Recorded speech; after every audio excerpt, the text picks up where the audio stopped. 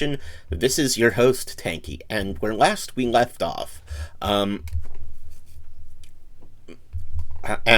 today we're going back to Rogue Trader. So, where last we left off, I believe we had taken control of our destiny as Rogue Trader, a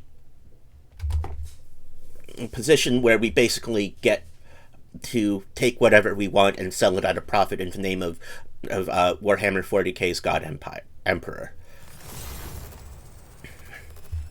And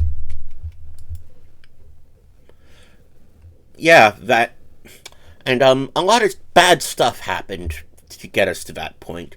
I got a minor case of demonic infestation, and I may have pledged myself to the dark powers of the Immaterium. And my and the heir to my house, not the heir, and the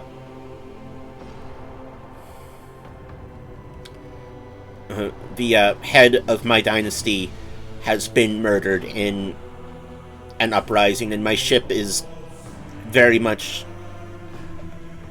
fucked, and my and a rival with warp powers is out there somewhere, possibly on the ship, possibly somewhere else, doing bad stuff. So this is actually a pretty good situation to be in if you're in 40k.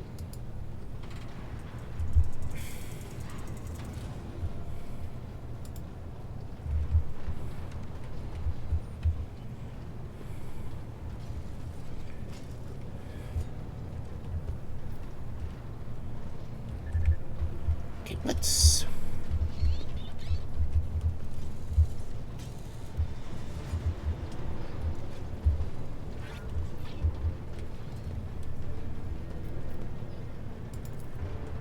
see what we can see.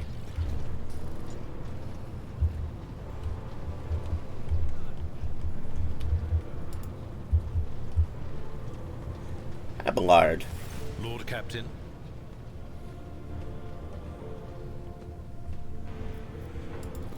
As you wish, Lord Captain.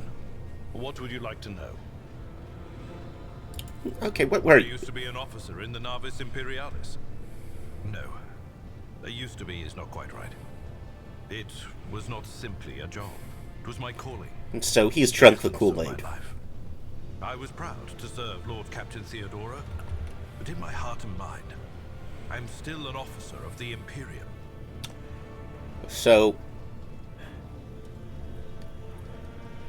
he might object to me being a siege puppet somewhere down the line. I met Lord Captain Theodora on a mission where the Imperial Navy was providing reinforcements to the Rogue Trader's army on one of the frontier worlds.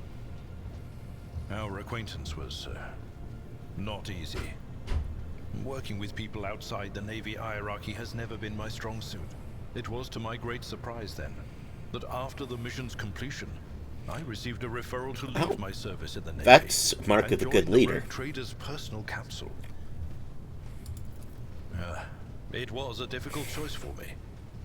But I saw in the offer a chance to serve the interests of humanity even more effectively than in the Navis Imperialis.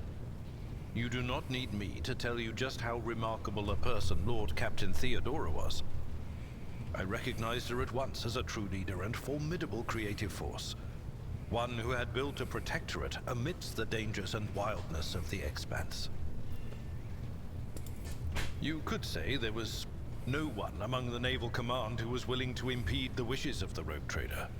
To do so would be to risk their own position and their relationship with Theodora. The Lord Captain possessed certain contacts in the Imperial Navy. Okay. Contacts which she used to request help during So the conflict on the border. I should try and which re-establish enabled her those to make me an offer contacts. that resulted in my joining her retinue.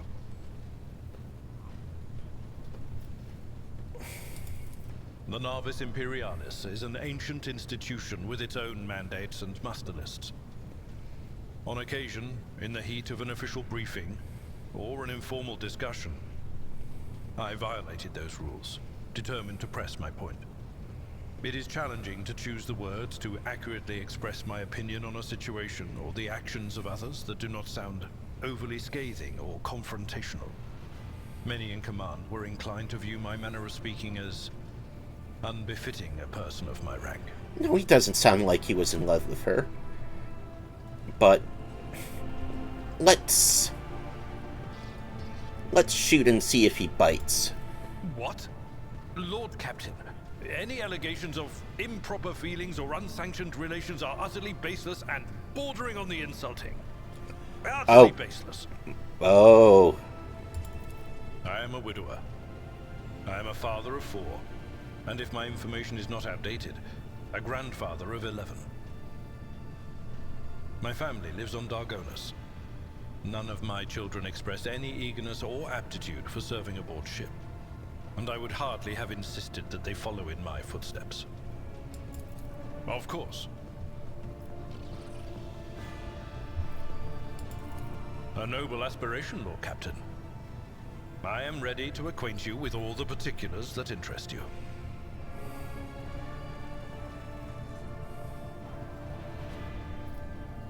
Yeah, let's find out about Conrad. You know, Lord Captain, I am no admirer of fine art. But when we next find ourselves in a civilized port, with time to spare, I will promptly find an artist and commission a portrait of the individual to whom you refer, with a hole between the eyes. Conrad Voigtveer.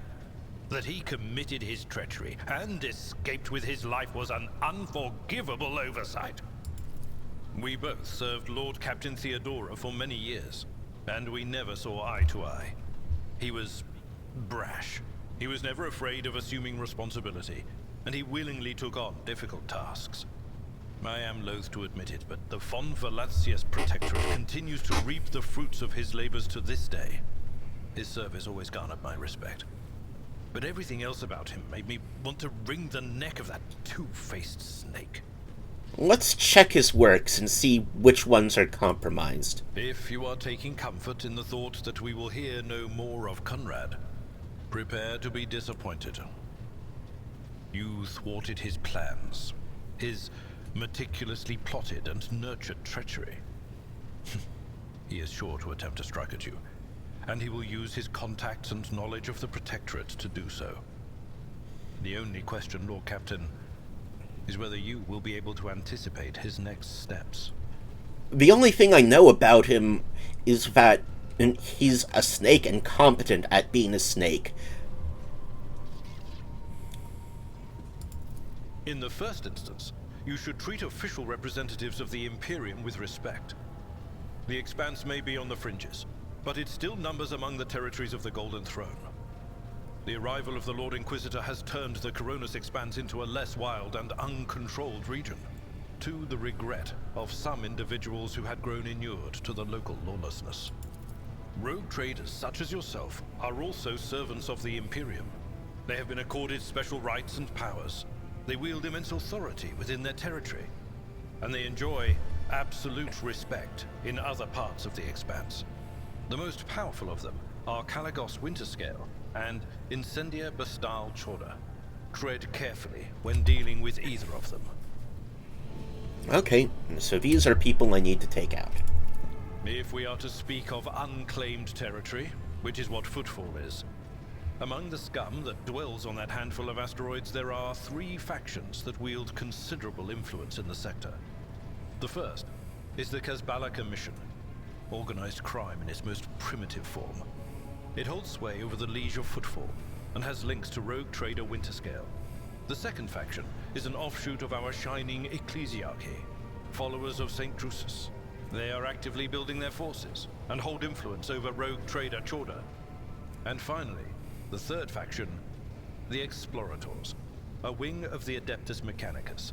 They are willing to die and kill for the secrets of the ancient technological heresies that are hidden among the stars of the Coronis Expanse. Okay, so let's make sure that St. Drusus are who they say they are, and not a gene stealer cult. This is a topic for an official briefing, not a casual conversation. But I will try to answer succinctly. And if you permit... That's why I'm asking you. The Coronis Expanse is considerably removed from the heart of the Imperium. This means that local warp routes become useless within months. Established pathways are regularly subject to attacks from all kinds of rabble. And in the only major port, the Imperium's frigates find themselves moored alongside pirate vessels. Until recently, the Coronis Expanse could hardly have been called a region of the Imperium. The situation has changed with the arrival of the Lord Inquisitor, but not by much. This place operates under its own rules, you see. More radical, so to speak. But ones that allow for a non-standard approach where there is a promise of victory. The Coronis Expanse is considered rogue trader territory for a reason. Only rogue traders have sufficient military might, audacity, and the rights granted them by the warrant to survive the leap into the unexplored part of the Expanse, and in the event of a successful outcome, to hold on to whatever they manage to capture on the frontier. So basically, violent and confused, but with lots of opportunity. As you wish, Lord Captain. Lord Captain.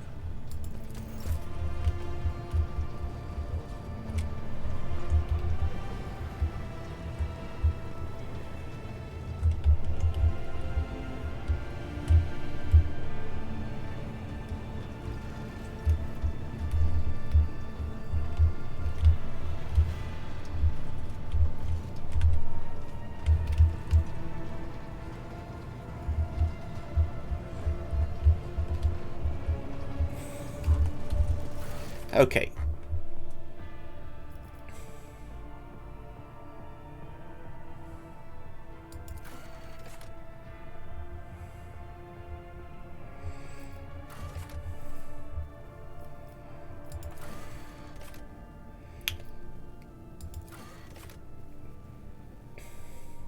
So, these ones I want to do first.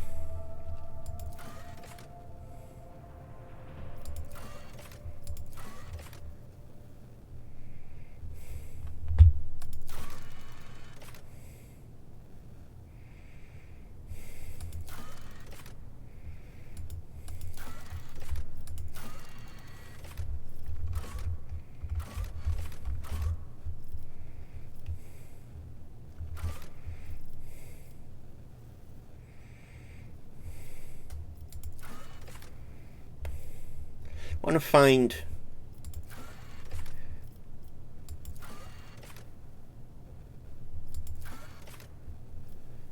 a new... So this one I should probably do last.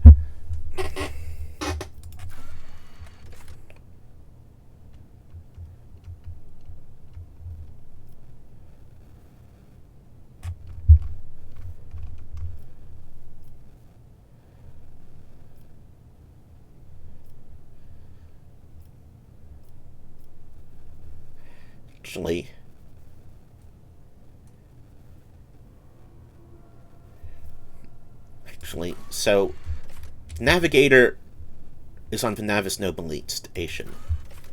I want an engineer. I want him that's the highest priority. This Navigator is third highest priority. New Blood, second highest priority. Engineer, first highest priority. Because I want to repair the damage to the ship, and also do so in the future when it inevitably gets broken again. I want the ship's crew running at full capacity. This guy can just get us out of the system, but we can't go out of the system without the machines he needs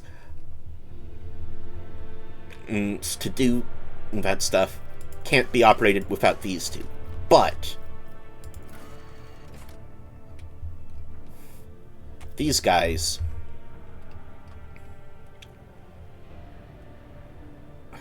but I need to find the Inquisitor. No, the Interrogator. So, the Navis Nobilite station might be my best bet.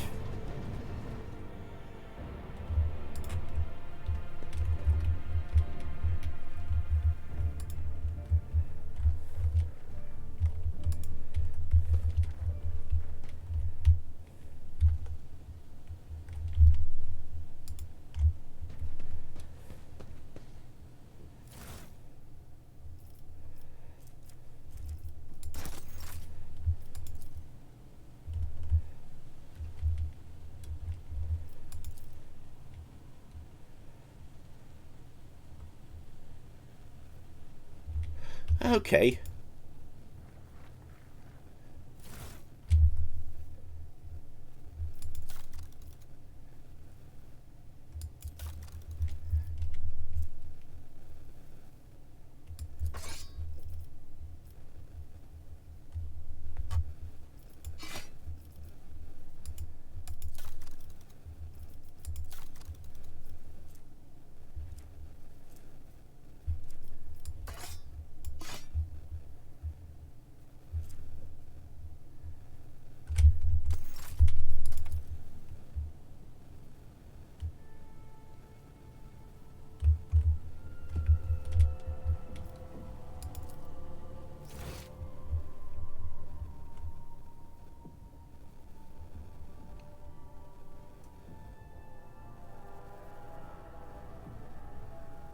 Is this like a... What is this? Are these other players?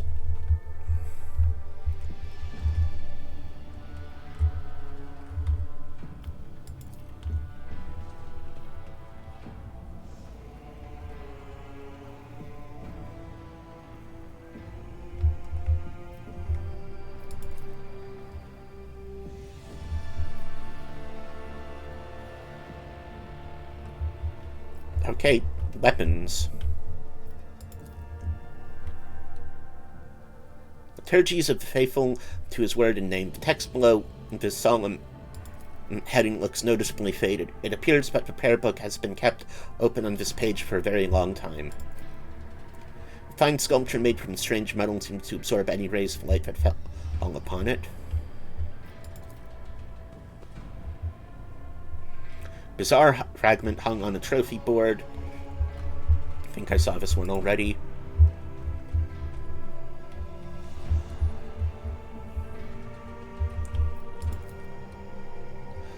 Long dead eyes of this fierce monster forever capture the fear and pain of its final moments.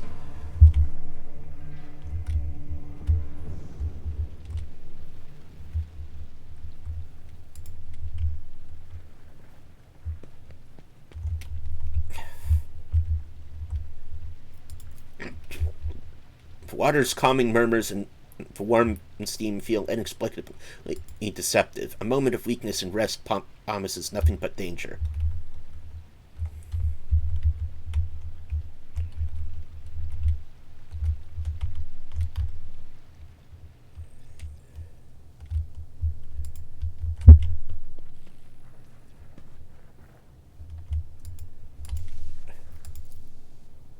Beyond the stained glass, the distant stars glimmer in the darkness of endless space, filling you with an odd sense of dread. Yeah. This seems a little, dangerous here.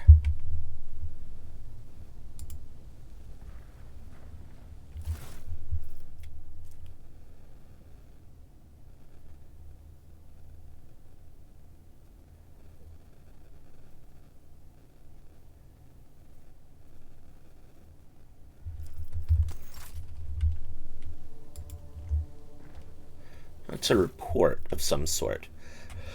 His chagrin is irrelevant. Voigtvir's mistake has cost me too much. Years of work, tremendous resource, all wasted.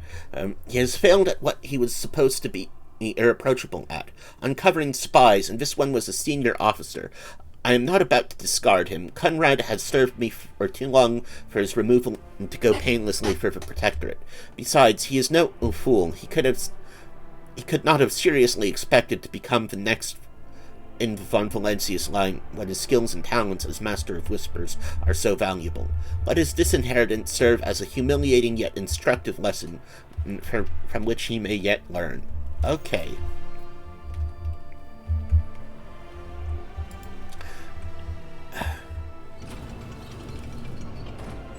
I think what he learned is that he should hate you.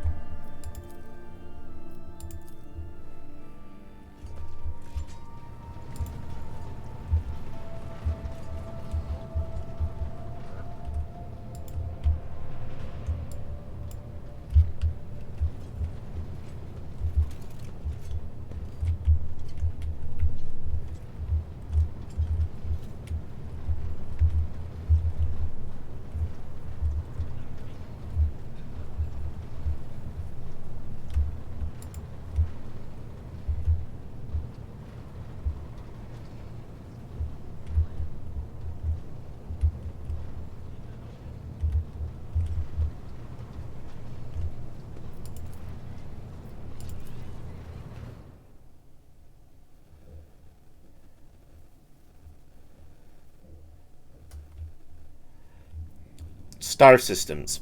The events of Warhammer 40k Rogue Trader take place in a vast region of space known as the Coronis Expanse. This sector is composed of numerous star systems, many of which you won't get a chance to visit. You will find yourself scouring the void in search of routes leading to new, uncharted systems, discovering more routes as you explore the Expanse. What you see on the map is one such system. Each star system contains objects you can interact with. Some objects are marked as points of interest. Move your ship into a point of interest and click left mouse button on it to initiate the event or open the planet view.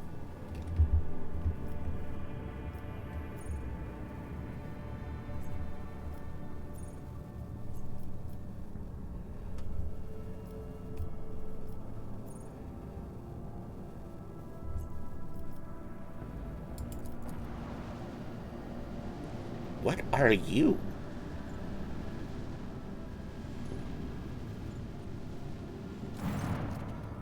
The Vox crackles to life. Master Helmsman Revor addresses you. What we have here, Lord Captain, is very noticeable, but it's not very noticeable, but there's a void ship sitting in the local asteroid field. It sure is quiet, like it's huddled up there on purpose. It's not like I'm surprised. The thing is more scrap heap than ship at this point. Somebody sure went to town on it. We are registering critical damage to the hull and depressurization of several compartments. Oh, there's an incoming transmission, too. Hear us? Do not require assistance. Repeat, do not require assistance. A copy, keep falling. And passes by, won't they? Emperor protects. Lord Captain, I am told our augurs cannot determine the allegiance of the vessel. To be brief, there is an unidentified and badly damaged vessel with an asteroid field near Ricadi Isla colony that is refusing help, which, not to put too fine a point on it, has not yet been offered to them.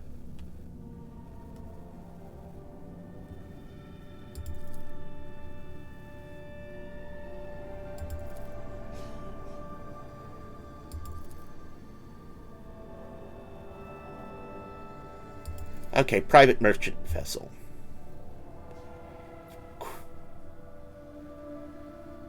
Where did I hear this name before? Thunderfang.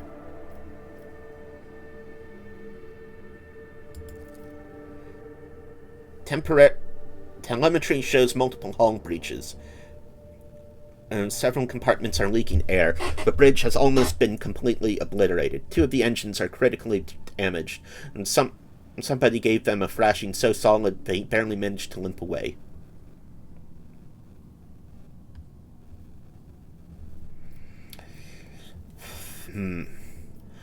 These guys are important, but I don't want to push them, but I'm very curious.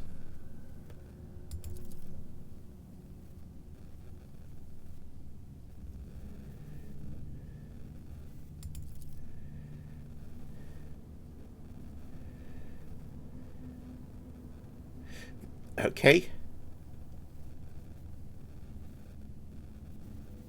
What happened to you?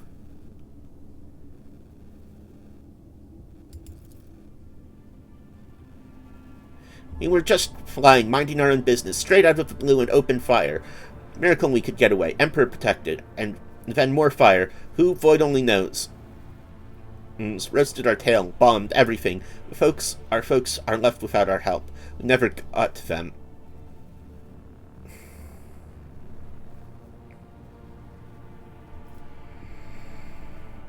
I mean, that sounds like the truth.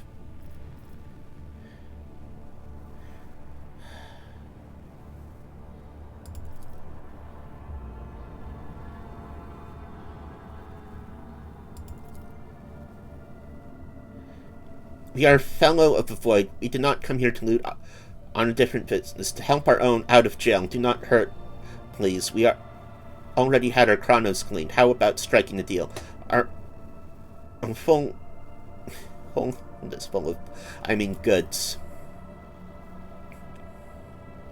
The Fellowship of the Void is a disorderly assembly of several dozen pirate factions in the Corona's expense. They consider themselves above regular heretics solely because they sometimes have vox conversations with those whom they are able to board. Were it up to me, I would make them eat a salvo from the macro cannons to shake the scum loose from the decks. They certainly deserve it.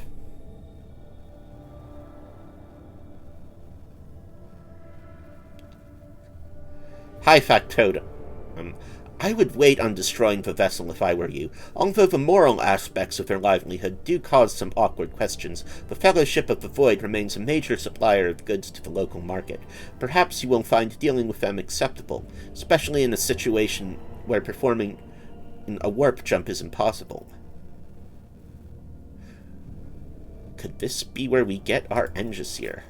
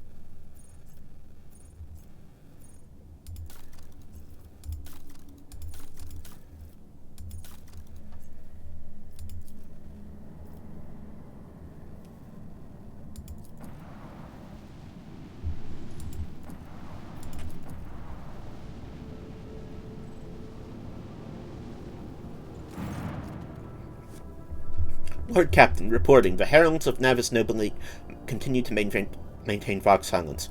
Perhaps due to Urak 5 being off limits to visitors. We intercepted signals from beacons drifting into station's orbit. If demands are clear, we are told to turn the ship around immediately.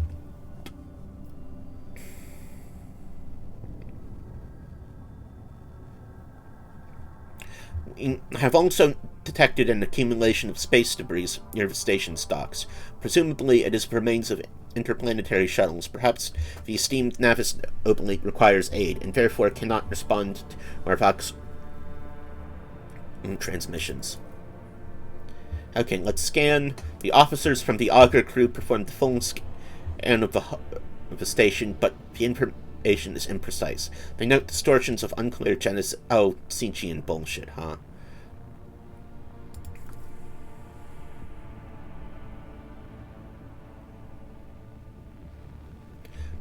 We were able to ascertain that the reactor core of the station is still active, but many compartments are unpowered and some are fully depressurized.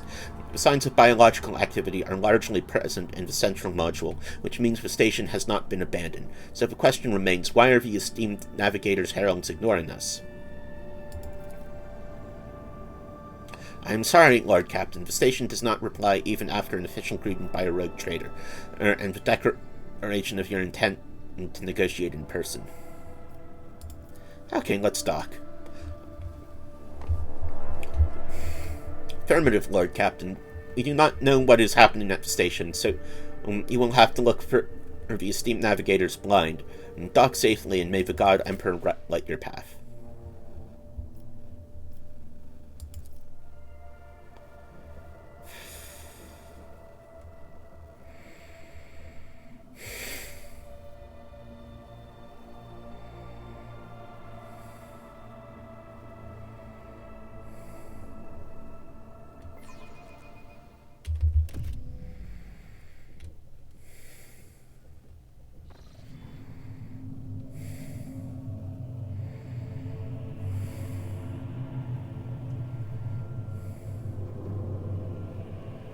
Pathetic worm. You dare to argue with your master? It was not you whom I swore to serve within these walls. My lips are sealed. Confess. What was the old man's last command? What are you planning? Give up, Keeper. You have lost this battle. Again. We're getting nowhere with these ones, sir. Permission to execute them.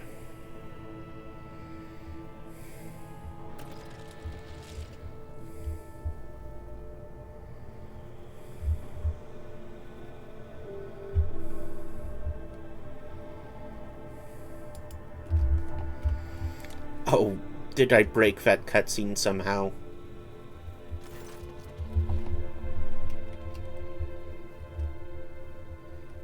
Tall man stops you with a gesture when you approach. Blood is trickling down the pearly scales of his...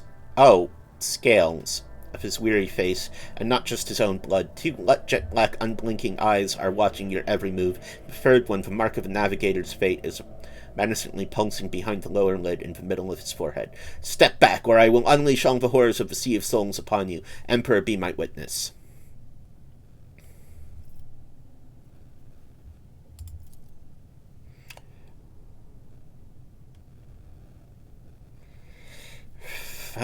No one has the right to interpret his will so freely, sister. But wait, I recognize your coat of arms. You must be a lady of the Von Valencius dynasty. Yes, I am absolutely positive, in fact. And since fate has brought such an important person into my abode, allow me to introduce myself. Before you stands Felix Christoph August, keeper of the station. So, you did not come to offer support to the traders. This is great news. Having said that, you must understand that Urak 5 is a holy sanctum for her house or Elio, and the path to it is only revealed to a select few. It pains me to say that you are not on the guest list.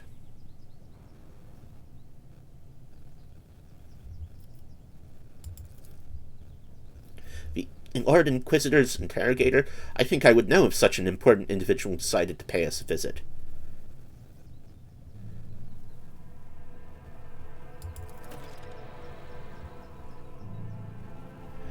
Oh, I do not think this is possible. Urak 5 is an observation station. We do not sign contracts and do not provide navigators. We delve into the depths of infinity and chart the movements of the warp storms, and besides, you have chosen an inopportune time for negotiations. Betrayal, a most banal thing in the life of the noble elite, don't you think? I was stabbed in the back by my closest friend, Theobald Orsilio, the second keeper of Urak 5, and my mentor. On his instructions, my own people sabotaged the generators, blew up the shuttles, and brutally massacred the loyal servants of my mistress. Most unforgivably, they dared to take her prisoner. Greedy scum, I swear by Throne's light their souls will perish in the darkness of the void.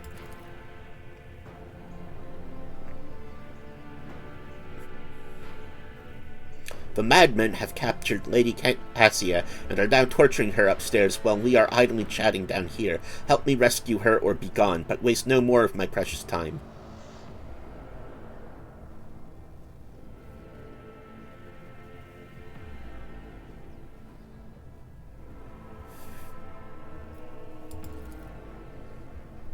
Her idle chatter will not help save Lady Cassia, but if you need to be sure of something before you can help, so be it.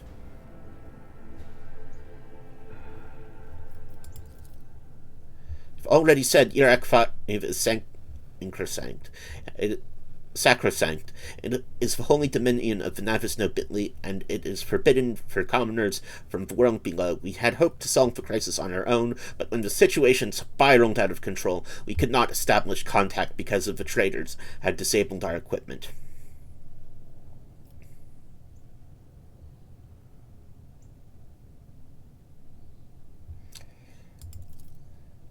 Trust me, I should know. Everything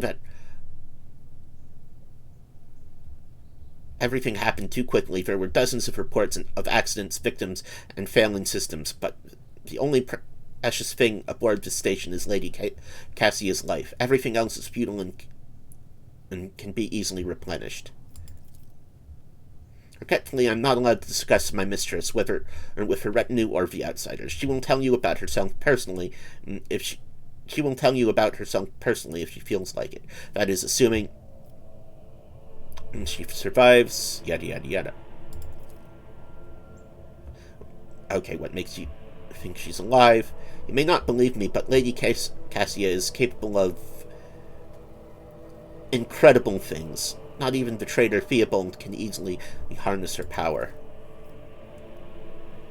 Okay, kind of help, but never ask you for such a favor under different circumstances, and yet... Oh, he's injured. But Lady Cassia's well-being is above all. I haven't got many people left, and my wounds are too deep for me to act with precision and swiftness. But you may actually succeed.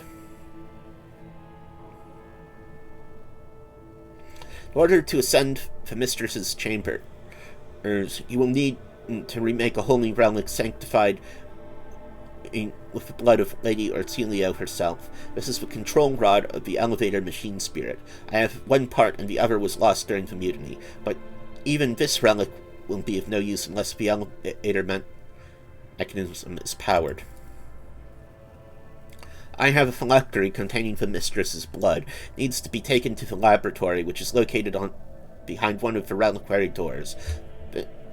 The most ancient sacred mechanisms will help rebuild the rod.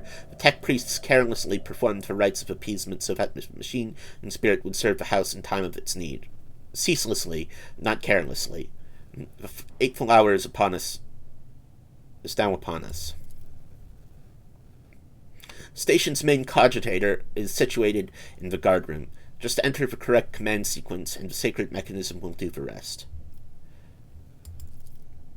I never said the feat would be easy to accomplish. The path to the laboratory in the guard room is blocked by the same madmen who took over the station. They will not negotiate and are not afraid of displeasing the Navis nobility or incurring the Emperor's wrath. They bow only to brute strength, something which I currently happen to lack.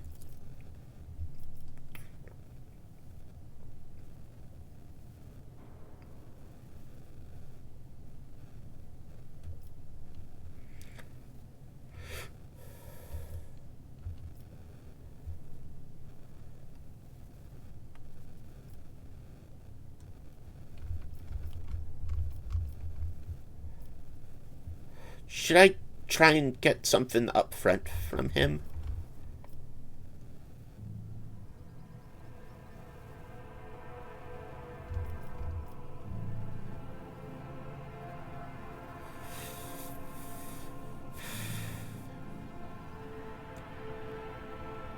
Profit first. Okay.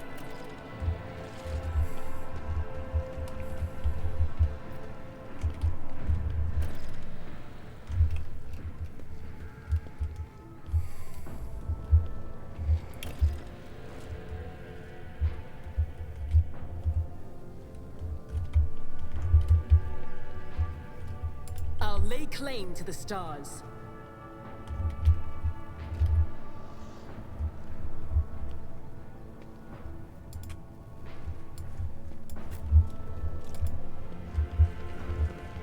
White. Bright, pure. And it's all riddled with horrible veins that carry the poison of fear and pain throughout its body. Who are you? That's, the psyker lady. If the witch is talking about the enemies of humanity who set upon this abode of noble navigators, then our weapons will soon dispel their wicked misery. Attention to detail is the key to success.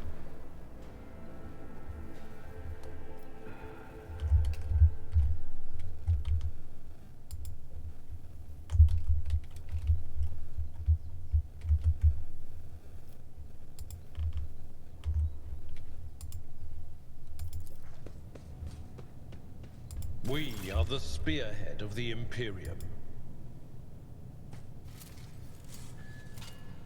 An expected result. Good. Compared to naval service, that was barely a challenge.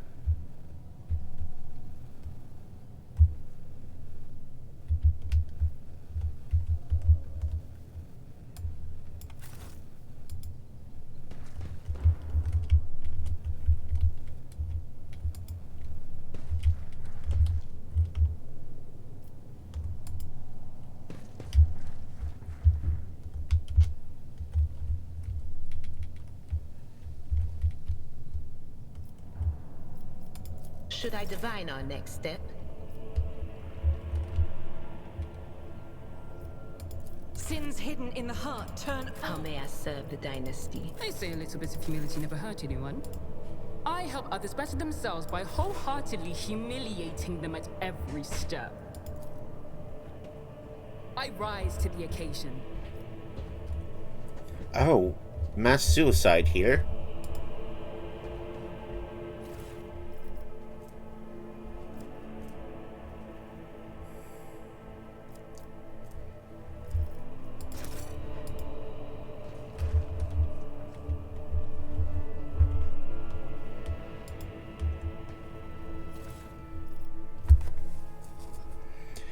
Catechism of St. Drusus. Follow my lead.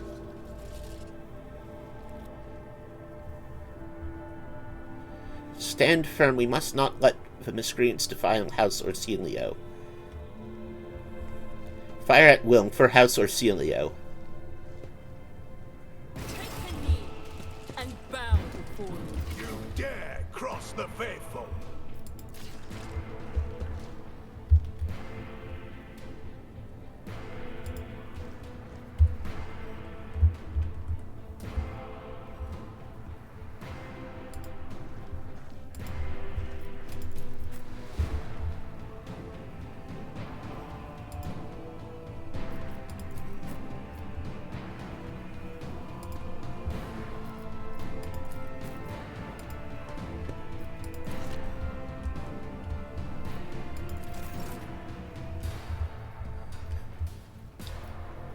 Yeah, I was thinking that these guys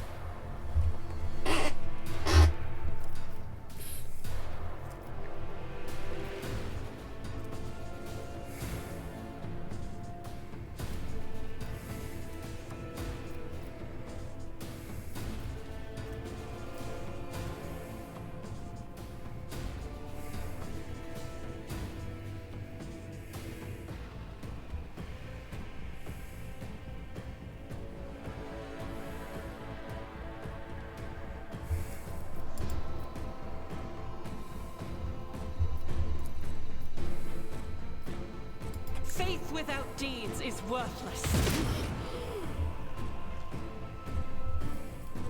I'll do it.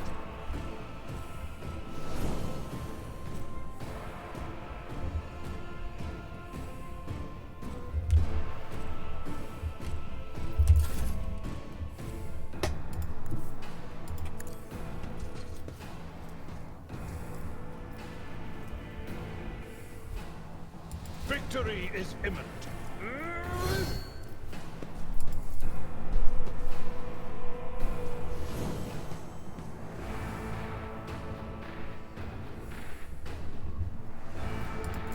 Stay vigilant. Weapon at the ready. Follow my lead.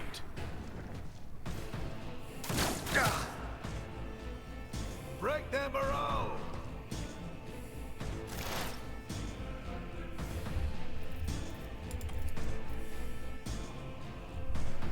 Which damage is this going to do? 12 to 17.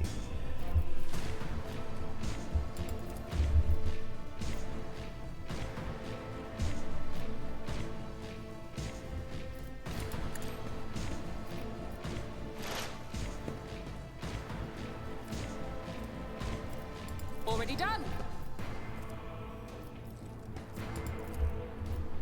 Suits my purposes. He didn't stand a chance.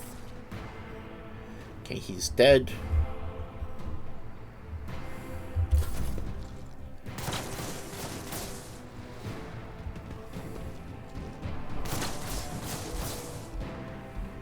My faith strengthens me.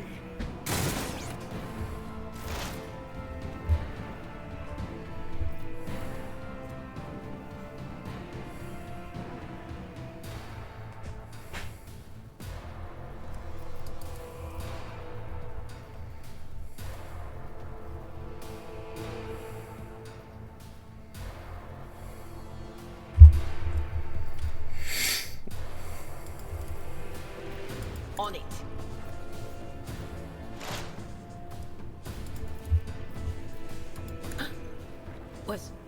Was that you?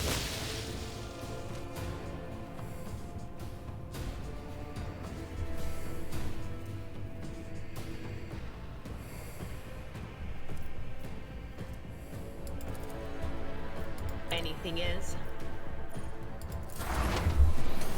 Follow my lead. Stay vigilant. Weapon at the ready. Just a minor setback.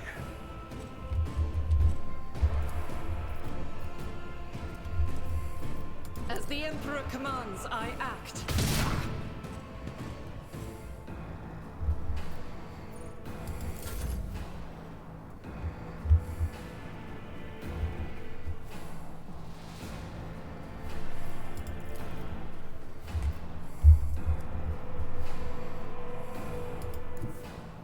Tried and tested tactics are the best ways.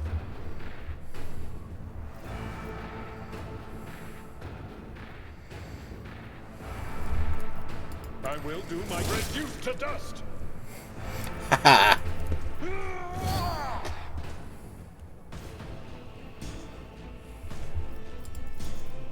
It will be done.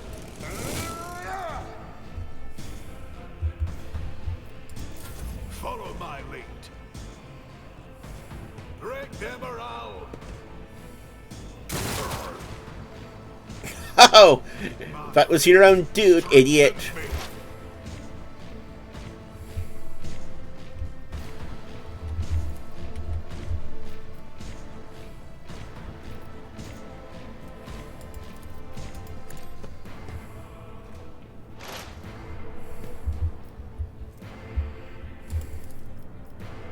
Not a problem for me. Oh. Fuck. Onward! Oh, my ears are ringing. I must not falter. Pain and duty go hand in hand.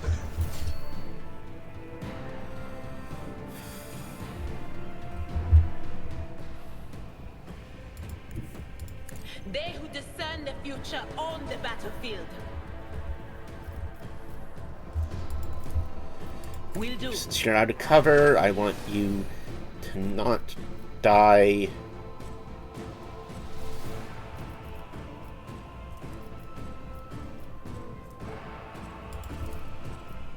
But of course.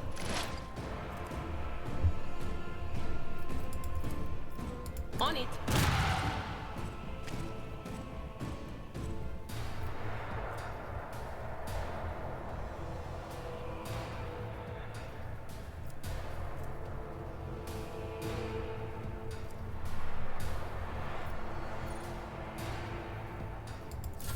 Follow my lead.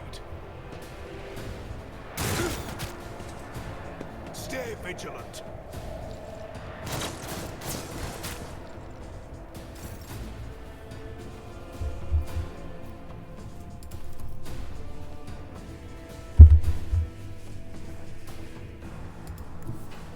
The enemies of the Emperor will be undone!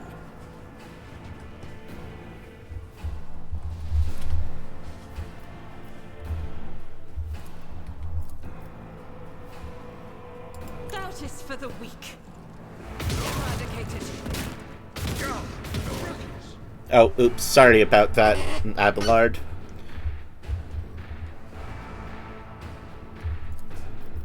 Faith without deeds is worthless.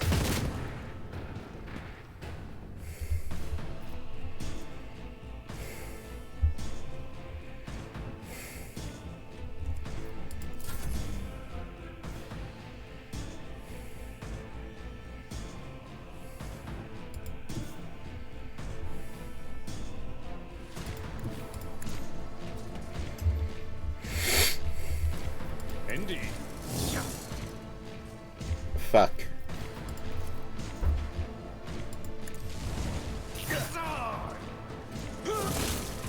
Haha!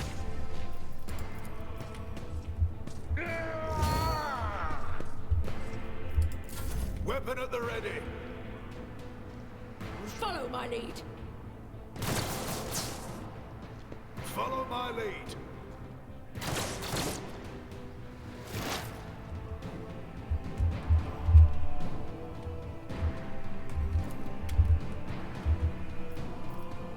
I'll pass. Absolutely not.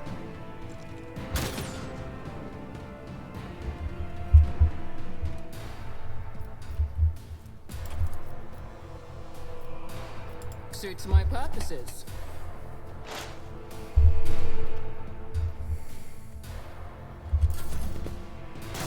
I'm not injured. I'm enraged.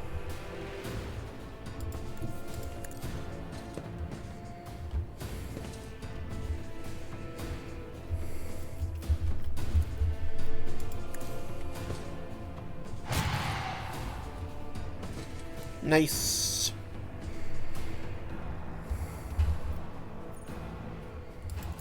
Break their morale.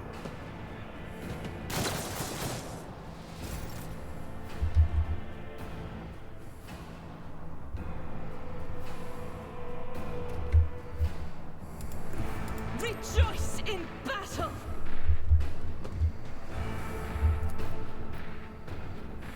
I'll do it.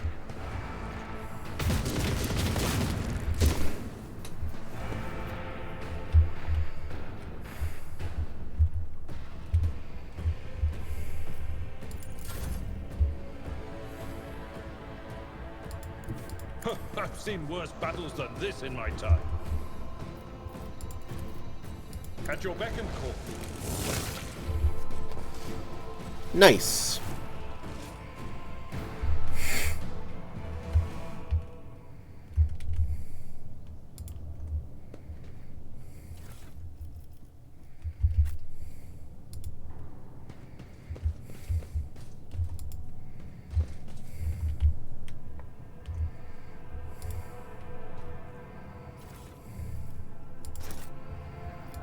What advice do you seek?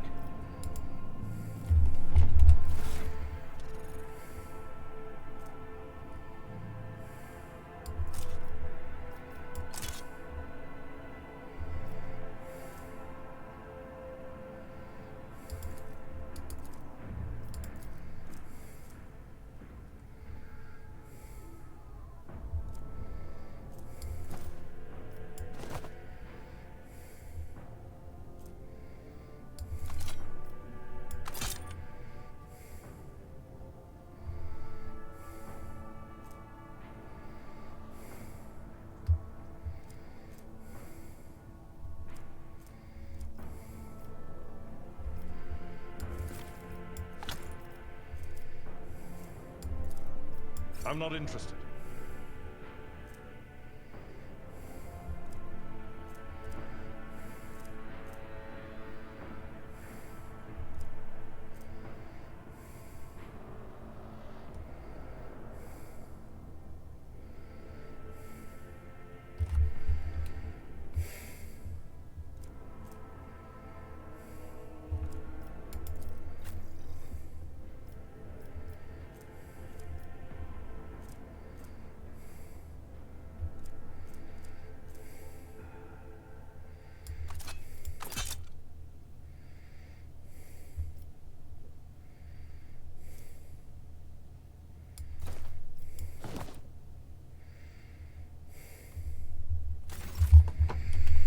Light of terror, guide our When the way. faithful are idle, heresy grows.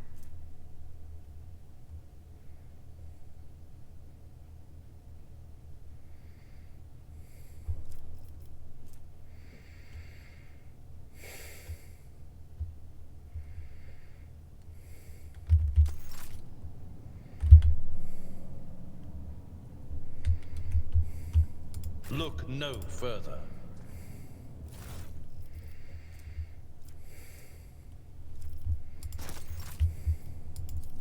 Experience.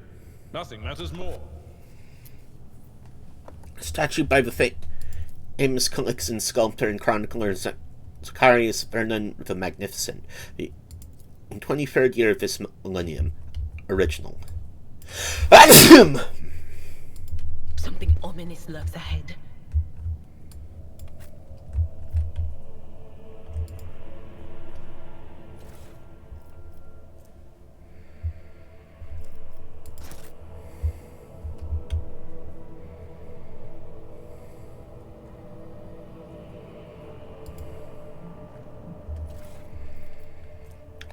Pontius Siphius Gelasius, on the training of worthy servants at the court of the Navigator's noble lead.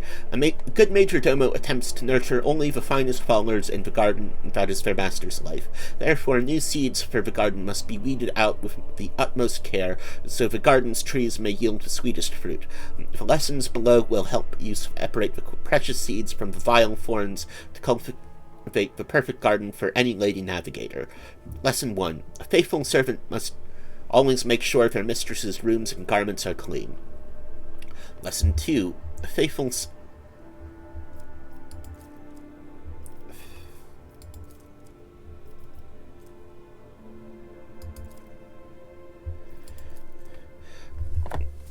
servant will never offer their mistress the same dress presented earlier in the cycle. Lesson 3. A faithful servant offers their mistress a glass of fresh water upon waking. Lesson 4. A faithful servant tastes each dish and every drink before serving it to their mistress. Lesson 5. A faithful servant will have mastered the art of styling their mistress's hair. The total time that 5 servants can spend on arranging their mistress's coiffure should not exceed 3 revolutions of a chronometer. Lesson 6. A faithful servant lives for their mistress and gladly gives their life for her as well. A new challenge for me?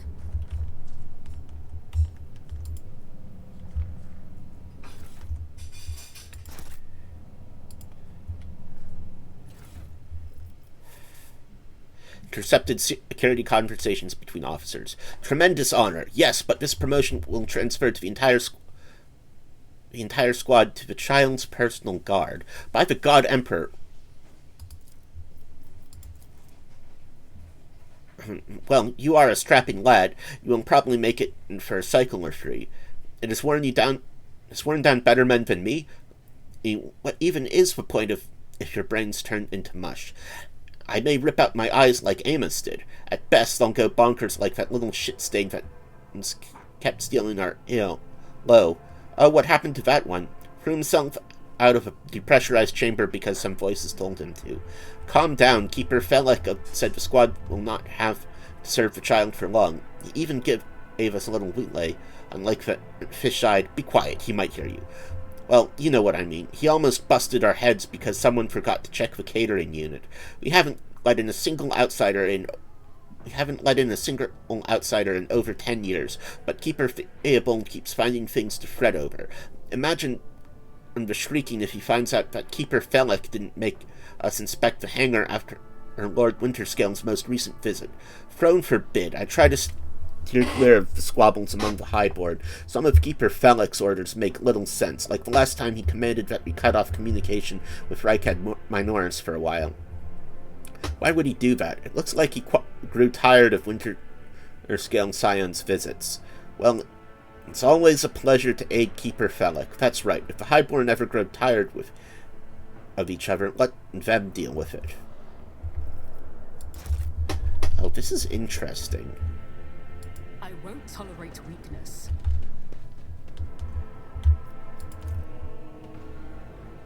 Lady Navigator's statue looks pristine and new. I think we're being lied to about stuff.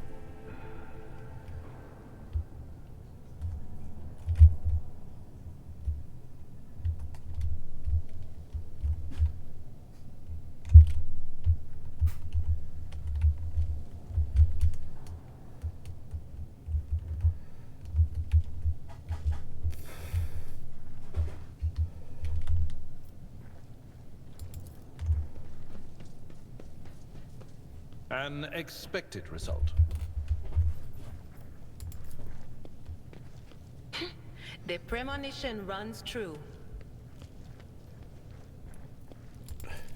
Corpses were mauled by a force far beyond any mortal capacity. The faces are twisted in pain, and the hands are fused with improvised weapons, tools, scissors, and cutlery.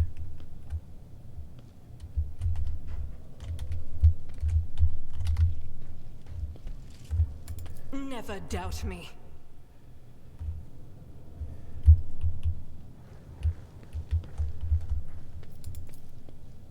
Nothing's impossible for this old officer.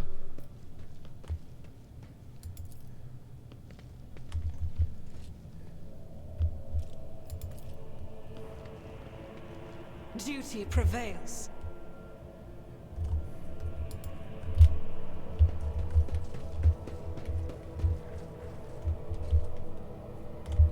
It's about time.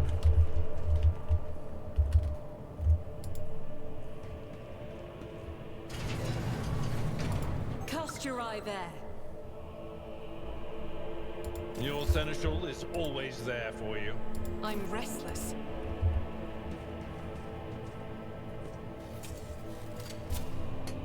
Compared to naval service, that was barely a challenge. The crew continues to mourn Lady Theodora. I fear it may affect the performance of their duties in service of the Lord Captain. In his service, will they find strength and fortitude? Only thus will they turn their hearts away from the frailties that lead to heresies.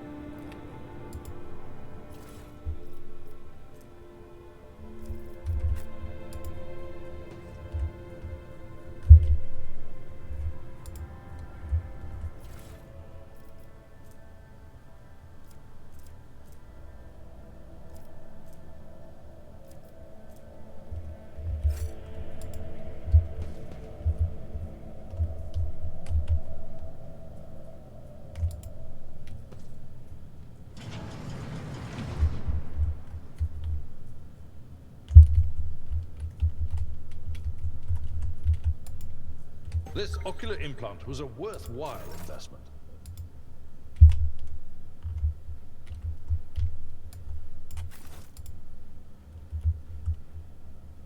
Sometimes, you consult the appropriate treatise on Tactica Imperialis and weigh every step. Sometimes, though, you just fire your biggest cannon and save the day.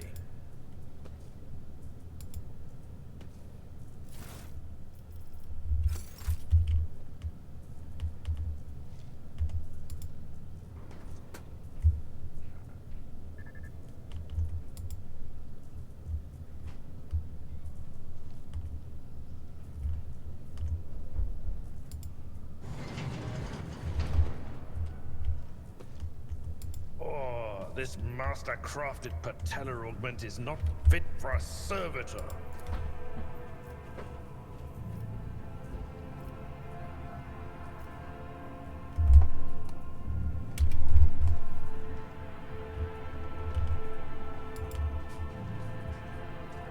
Unexpected result.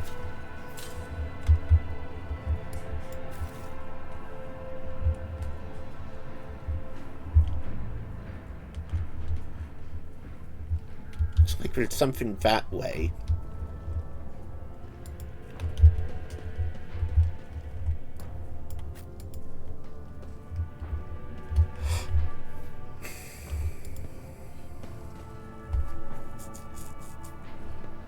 Did you hear the screams? Move! Sir, all right? Are you all right? We can't hear anything.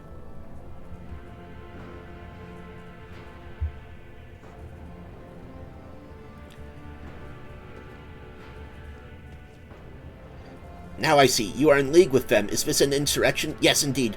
Death to the traitors.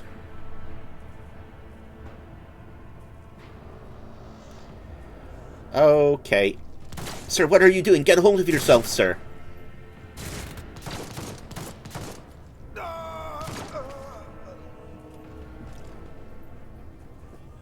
I know you are all traitors. Traitors, all of you. They told me, they whispered, "Hey, who are you?"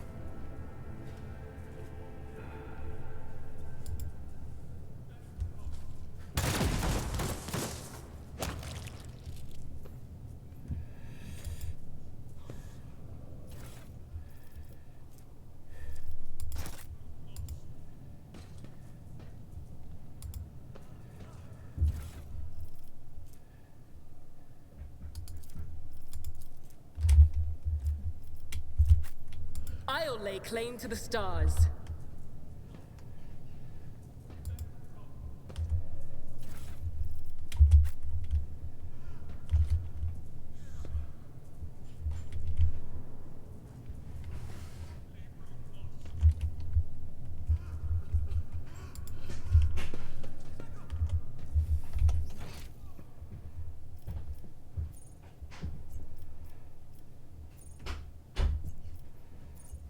We missed loot.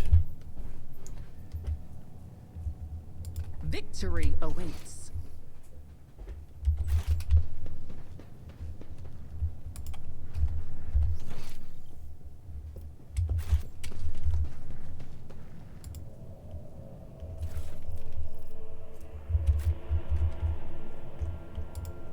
Pay attention.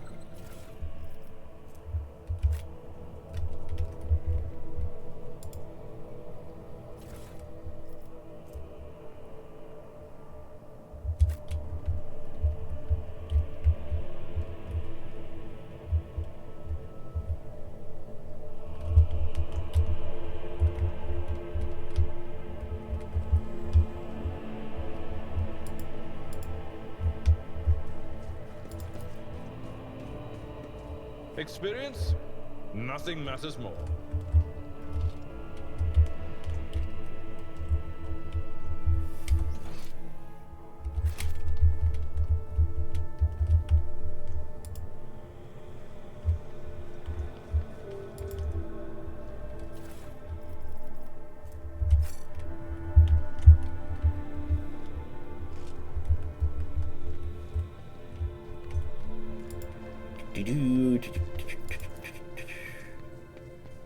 Compared to naval service, that was barely a challenge.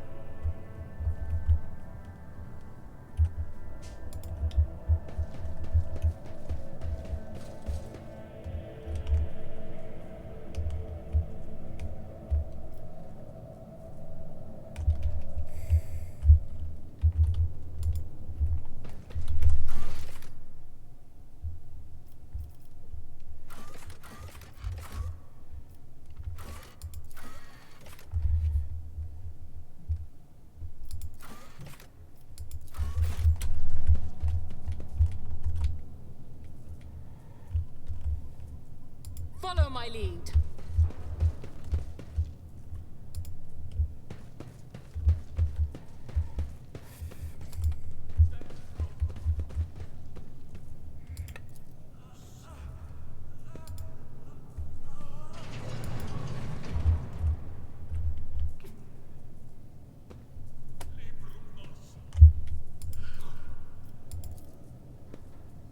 Done.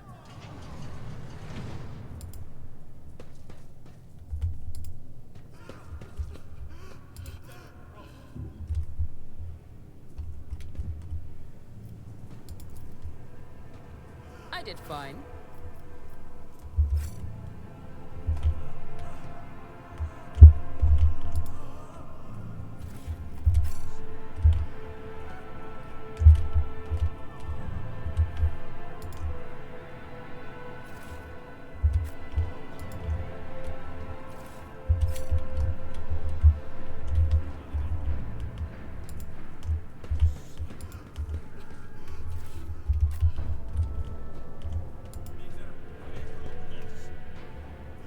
What advice do you seek?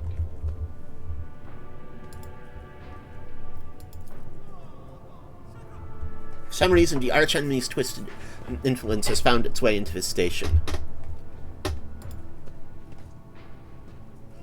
Where's the child? Is she safe? They're done for. Don't kill us all, okay?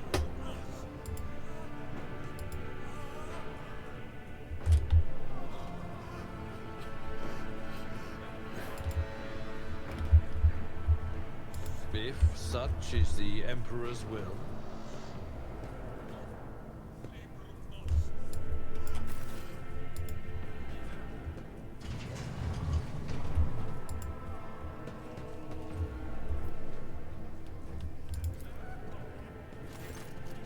Cogitator's vidscreen is covered in cracks and stained with dried blood.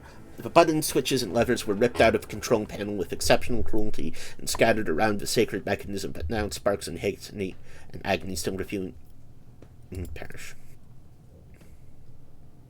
You turn on a few of the remaining dials and pull the activation lever. The cracked vidscreen of the sacred engine flickers. The cogitator's insides emit creaks and groans, and the lumens oscillate at random. It takes a while, but eventually the machine spirits do grant you access to the cogitator systems.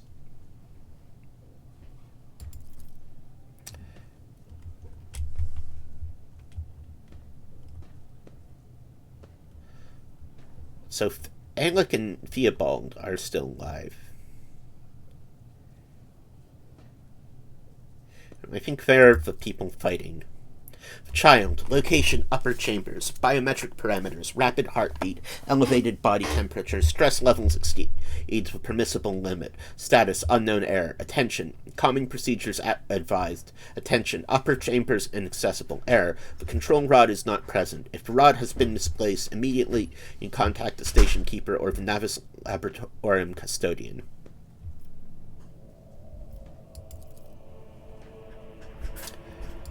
Okay, Fox report. This is Officer A282. Do you copy? Several generators overheated on the lower levels. Chambers A to D are unpowered. Tech priest crews to investigate the problem is not responding. Requesting back. Officer H123 speaking. 200 servants have perished due to explosive decompression of the living quarters. We've located traces of mechanical interference. The preliminary cause is officer sabotage. Crew 5, 6, and 9 are cut off from the main compartment. We have enough oxygen for 20 minutes. May the Emperor save our souls. And the senior station officers, this is the captain speaking. We attempted to contact the Winterscale Scion for help, but something is jamming the signal. We never received a reply and cannot be sure if it was even sent in the first place. A rescue team is not coming. We are on our own, so remain vigilant. Anyone could be a traitor. You hear anyone. If you are in doubt, shoot to kill.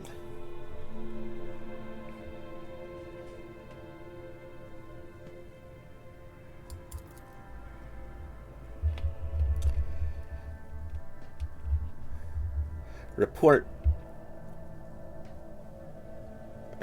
originator classified, date classified. The servants close to the child have started butchering one another again. An order came from above to have their remains reprocessed. The negotiations with the Winterscales were a success. A new batch of servants will arrive in 10 moons. Escort them to the laboratory at once. It is imperative that we increase the new retainer's resistance to the child's powers. Oh, and one that's just straight up expunged.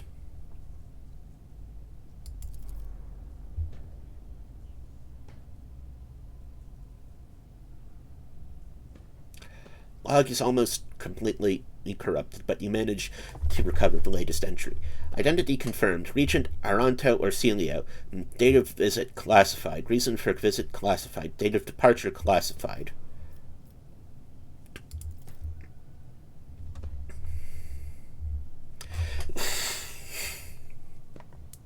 The yellow lights above the control panel flicker to life and singular repeating message streams down this. Warning, damage in technical compartments A12, B3, D8, and H24 detected. Warning, living quarters L10, L16, L28 depressurized.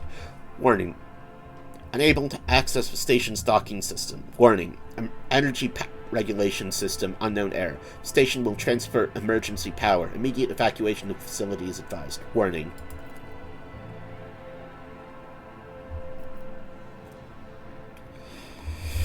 Required access. Okay, let's. You easily bypass the restrictions imposed on the sacred machine. The cogitators' overloaded processors were unhappy. Okay, 20 experience. Most of the encrypted data has been wiped. You find traces of the purge protocol. Recovery is impossible, but a list of the most recent commands have been embedded in this machine's consciousness. Now flits across the stream in a single creeping line. Child delete pick flow disable access code. Annul station controls delete. Activate shuttle self-destruct purge command log. Exploring the archives for a while longer yields a surviving excerpt from the guard captain's report mentioning the security system had recently been reconfigured without his knowledge. His comment reads, "Only the keepers of the station have access to the life support systems, but Keeper Iabong has not left the child's side, and neither have I. Could it be that..."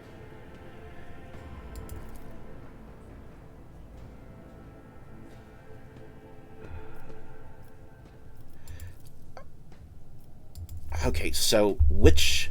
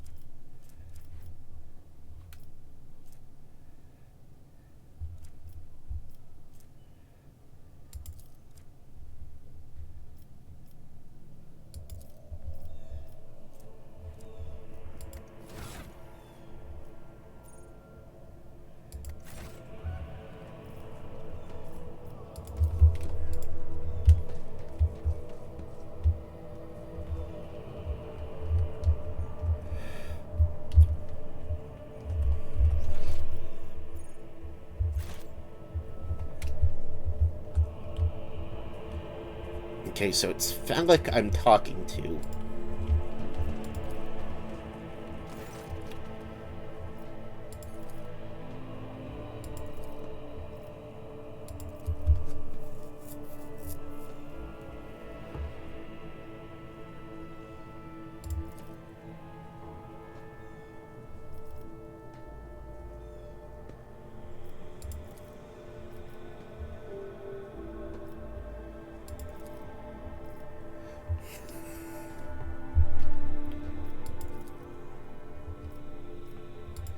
Activate the elevator.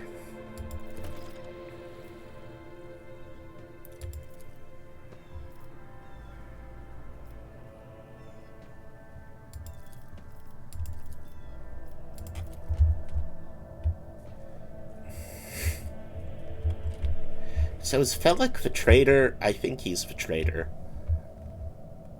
Fuck, I can't remember the names. What?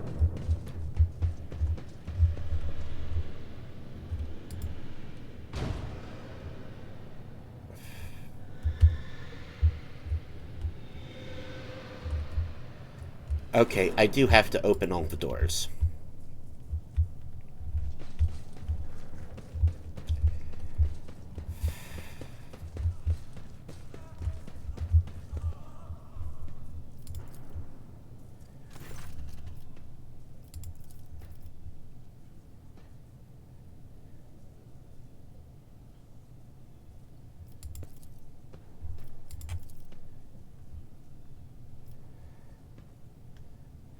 The cogitator's screen goes dark, as if the machine spirits have fled from the mechanical casket. But your assumption is incorrect. As it films with static for just a few moments later, you can barely make out an inscription amidst the flow of rapidly changing symbols.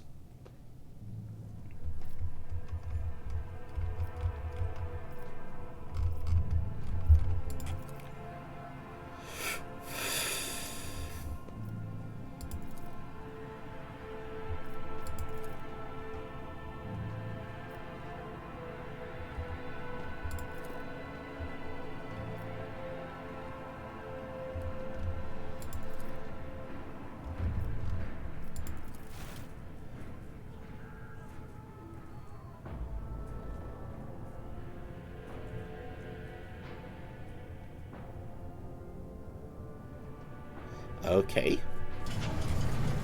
Creepy door is now open.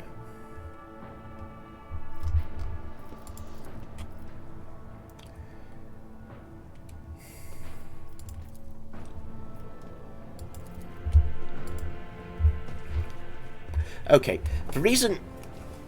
I'm just gonna... I need tissues and water, and I'll be back.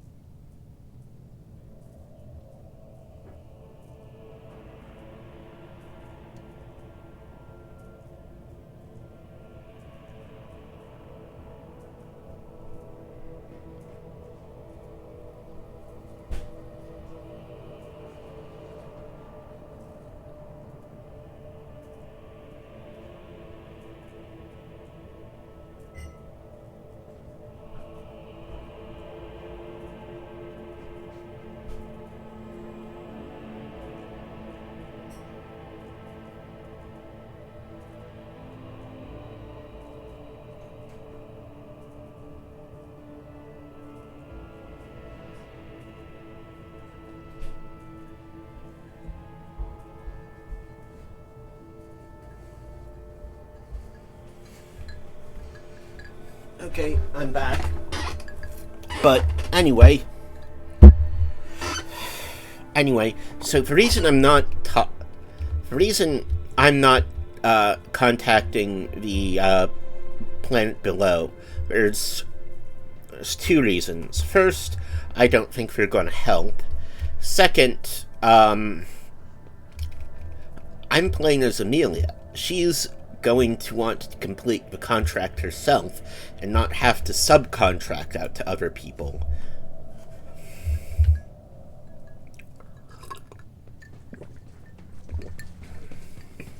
Also,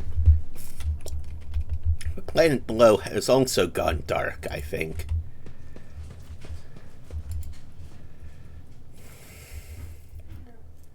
Flesh sample.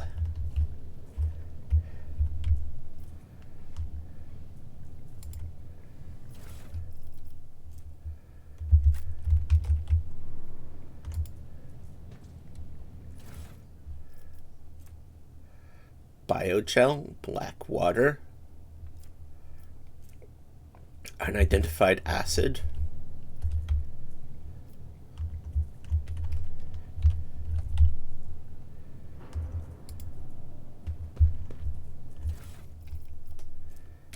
data crypt,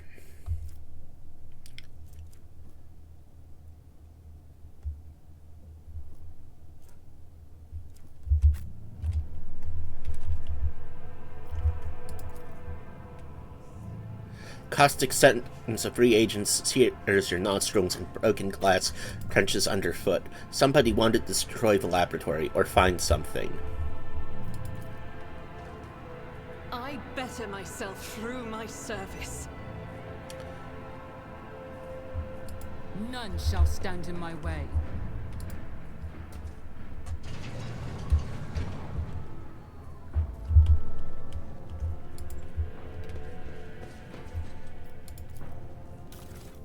Transducer.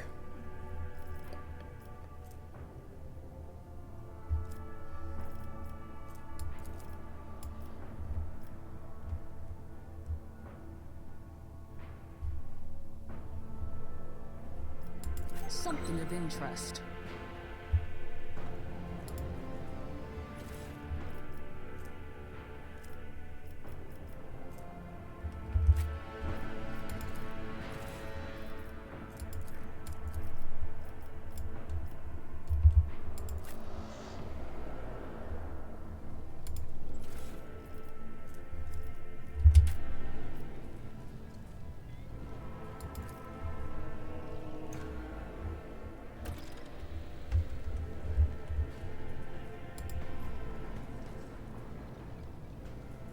They all just lost their minds. Please don't kill me. Challenge for me?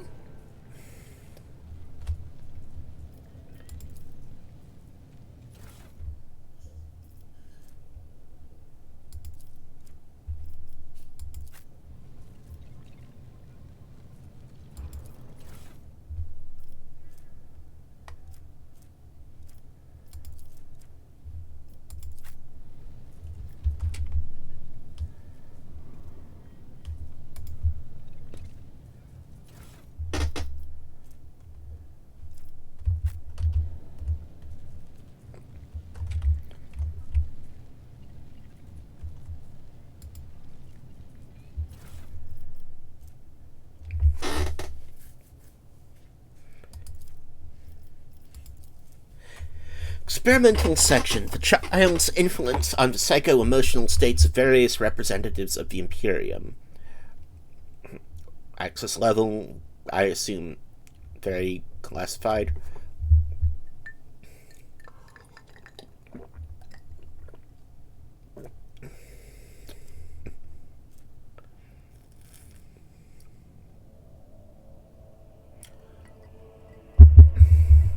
Test subjects Experiment H45451. Test subjects exhibit signs of acute stress. The majority perished of blood loss within a day of being placed in the laboratory chamber due to the inability to halt the discharge of ocular secretion and the tears, and the body's subsequent replacement of these secretions with the connective tissue of its internal environment.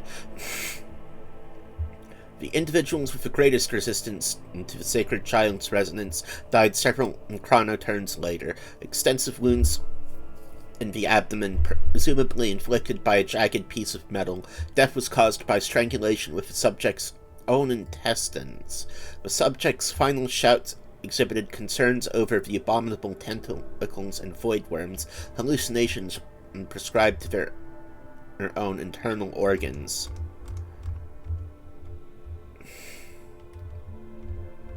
Test subjects died within an hour of entering the laboratory adjacent to the child's chambers. Most had their tongues bitten off, their jaws are badly dislocated, and some test subjects lacked the physical strength to separate it from the rest of their skulls. Cause of death: severe head injuries caused by impacting the walls or the floor.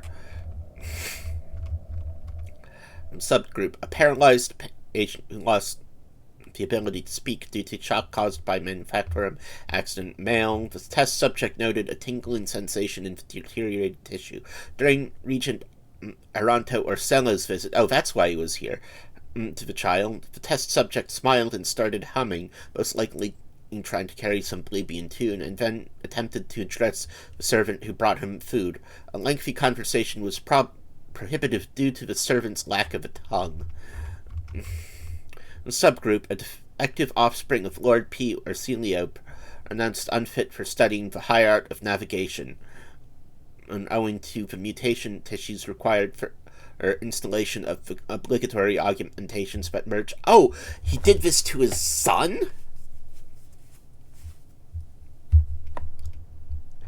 The obligatory augmentations that merge one's consciousness with the vessel. Additionally, they display an overall feebleness of mind. Female. Or daughter. Oh. The test subjects mirrored the child's actions for 3 days. On the 4th day, the child became upset after hearing the news about the untimely demise of Amos Cantarelli, an officer of her personal guard. As a result, one of the test subjects, multiple daughters, peeled away several layers of tissue from her face and died from the resulting massive heart attack. The last surviving test subject was executed for attempting to contact the child.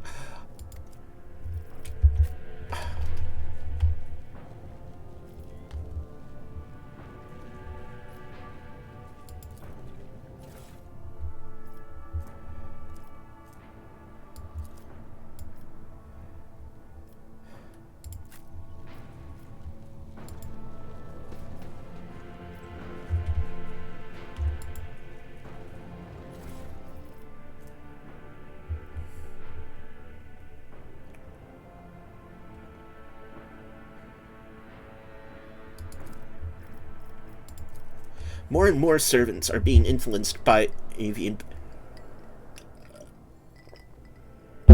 Immaterium, and it has nothing to do with the child's more frequent tantrums. We've discovered that the corrupted flesh of the mutated reacts most unusually to the crystals you purchased from the Winterscale dynasty. I strongly recommend highly grinding the reagent to catalyze the reaction.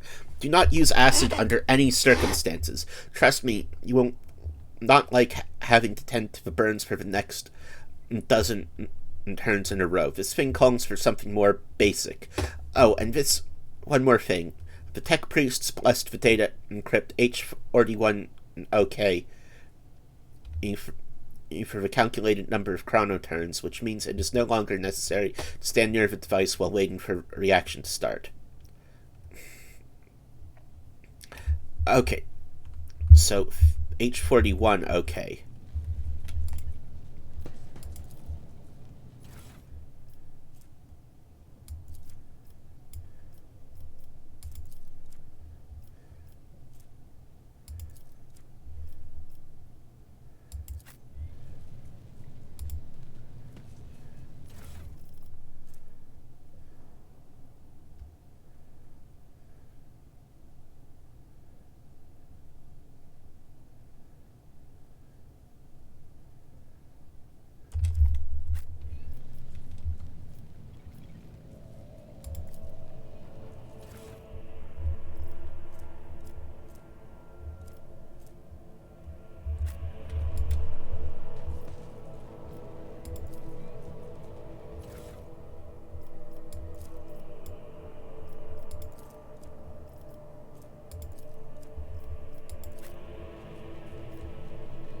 It's about time.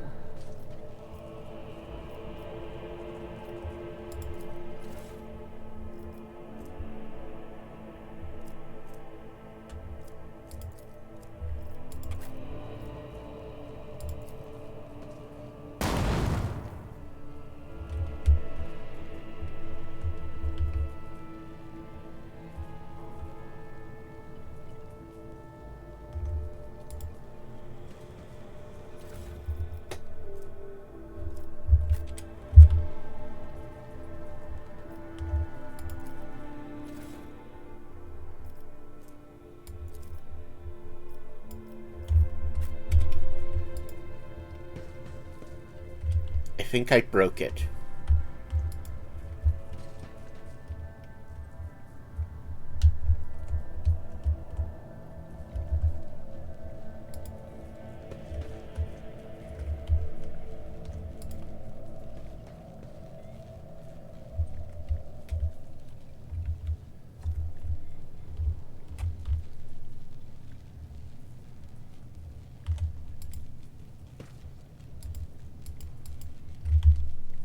Oh, what the hell did I do?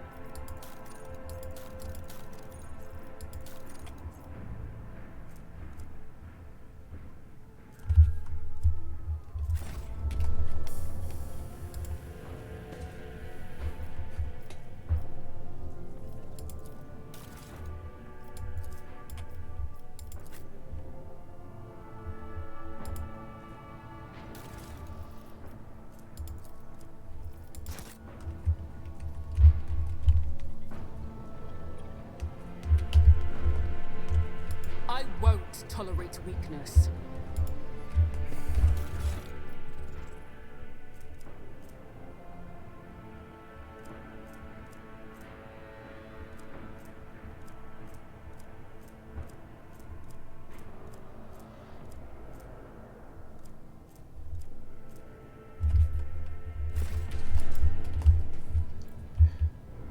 Did that work?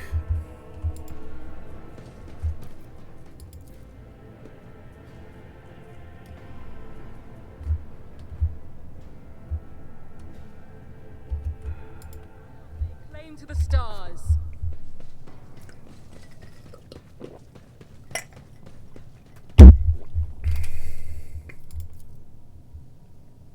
Nothing's impossible for this old officer.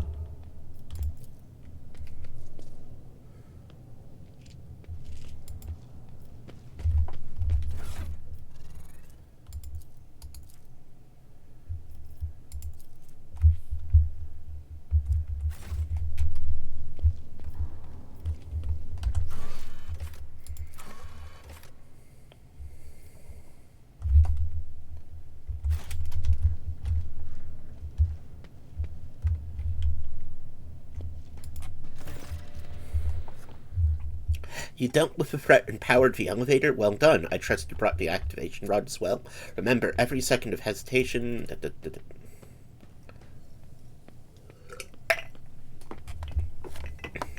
crossroads, there are two paths, both stained with blood, both leading to the accursed eye. They all wear masks so poor and flimsy they fall at the slightest touch. One hiding a blind man, another a traitor.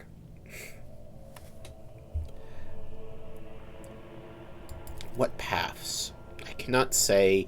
One is paved with blind faith, the other with hatred and treachery. Both lead to tragedy. Kind do I like the most. My whisperers are giggling nastily. They will not speak the naughty little things. They say that tearing off the masks is your concern.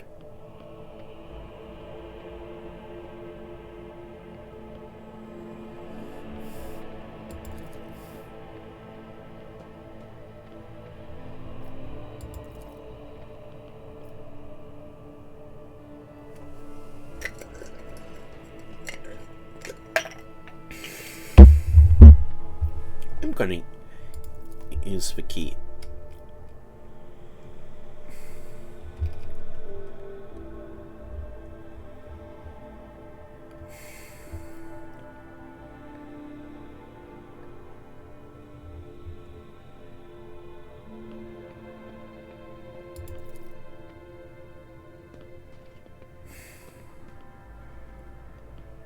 Okay.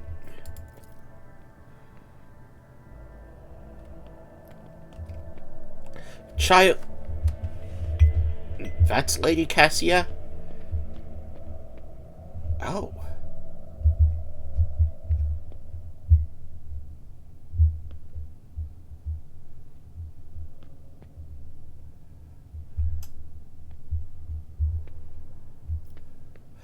I mean, I don't trust him, but...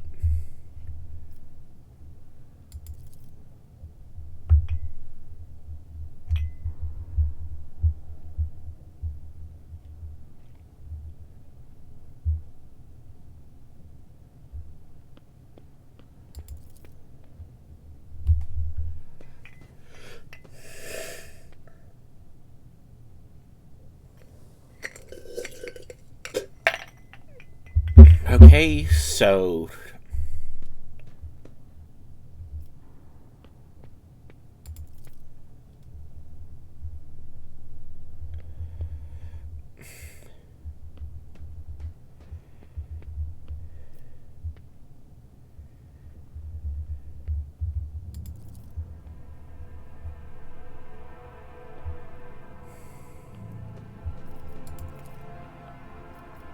Suppose it is time to remove my mask. Congratulations, you've got me.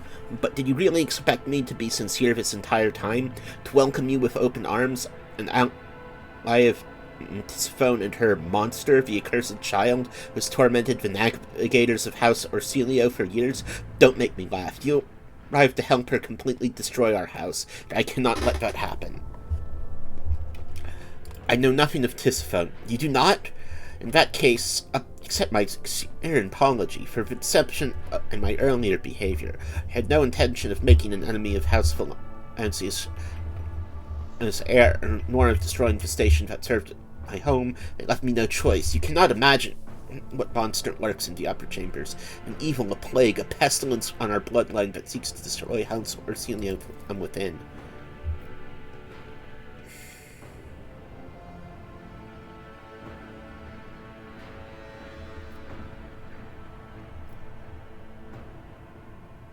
And Theobald and his followers, just as mindless fanatics, are serving this evil. Lady Cassia is a scion of a merciless tyrant, but it is not her revelation to Tisiphone that is terrifying.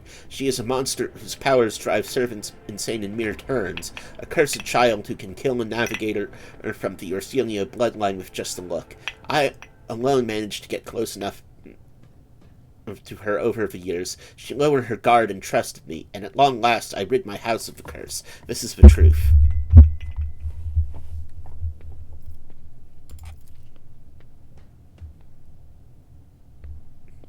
Oh, that... I might have a navigator!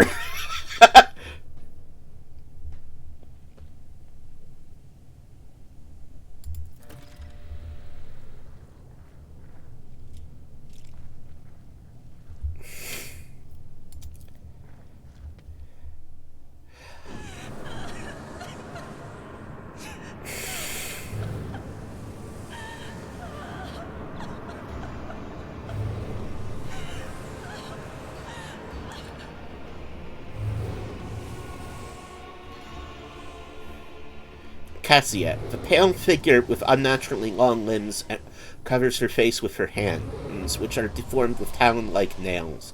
Her deathly pale face is coated with blood that continually streams from her scarlet-misted eyes. Her spiny gills, slightly hidden under her disheveled hair, and twitch nervously at your approach.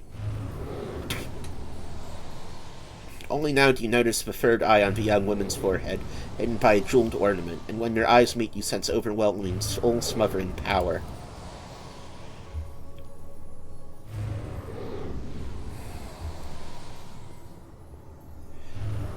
As the otherworldly creature's gate slides over you, your entire core shudders in terror.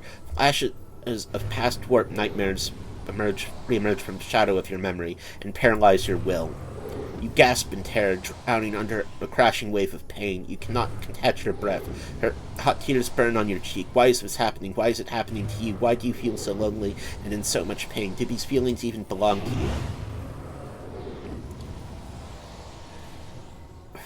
Ow, ow, ow, ow. As if my own little pals weren't bad enough. Now this one's barging into my head. Somebody stop her.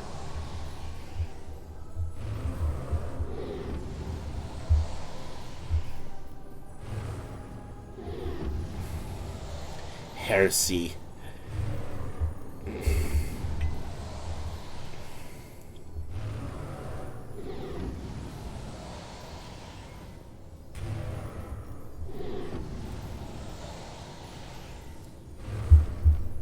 Abelard, what is this? Lady Cassia, I presume.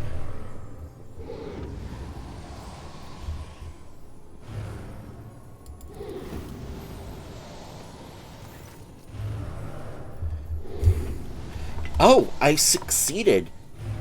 She warily shakes her head and lets out a drawn-out sound similar to both a sob and the howl of a small wounded animal.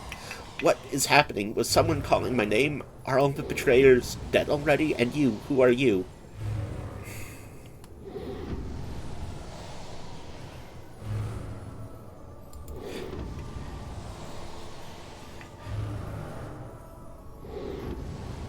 Pardon me. Pardon my manners, Emilia. I did not expect to make such a great acquaintance at such a time of great sorrow for our house. What is this? I feel faint.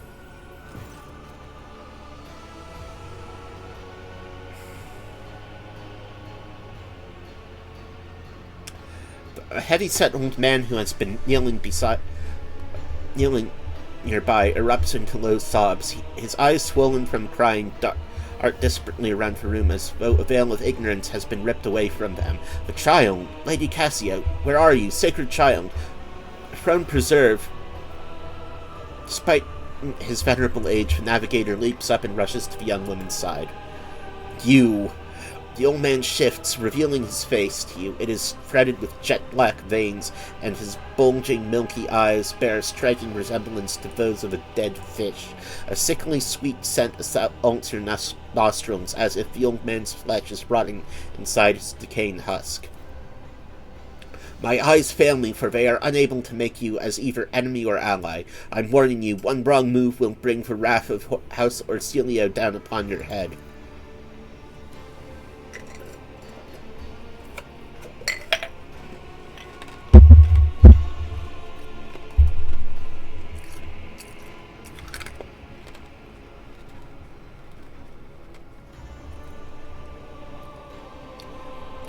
Watch out, Lord Captain. This one is so deranged, it's making the whispers shriek like crazy. He might just open that eye of his.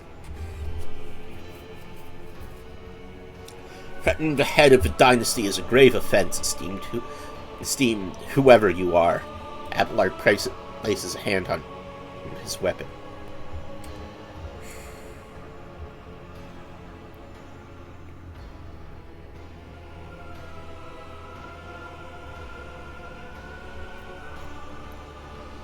Persuasion. I'll grant you that you do not look like the pirates who have come coveting the riches of a wrecked station, or like scoundrel and Felix services. So who are you?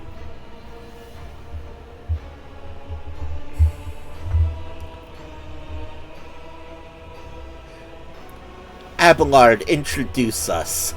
Her ladyship, rogue trader Emilia von Valancius, heir to the greatest protectorate in the Crown's expanse, and bearer of the sacred warrant of trade, extends her greetings. Another rogue trader in our corner of the galaxy. How interesting. Your kind always makes an appearance in desperate times, ready to cut a deal that benefits one side alone.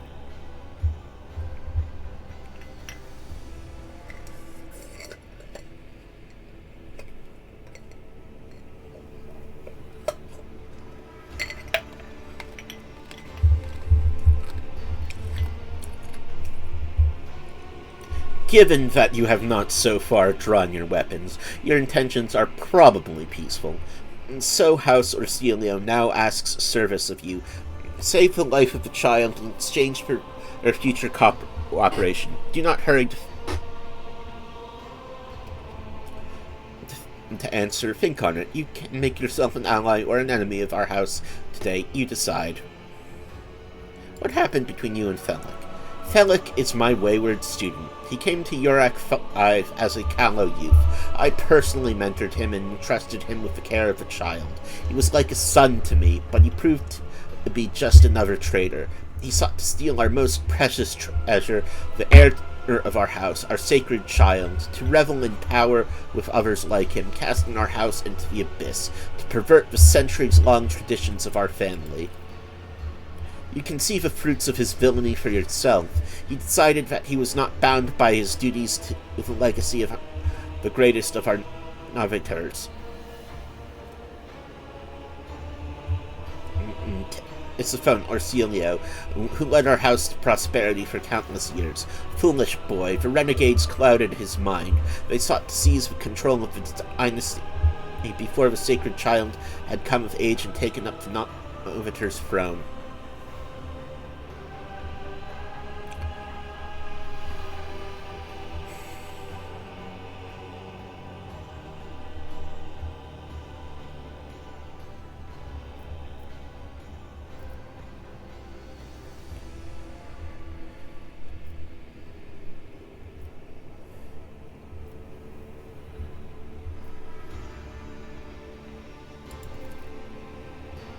And you believe, after everything he has done to the station, Felik only wishes to dispose of the heir and take the reins in his blood-stained hands. Do not besmirch Lady I want to talk with her!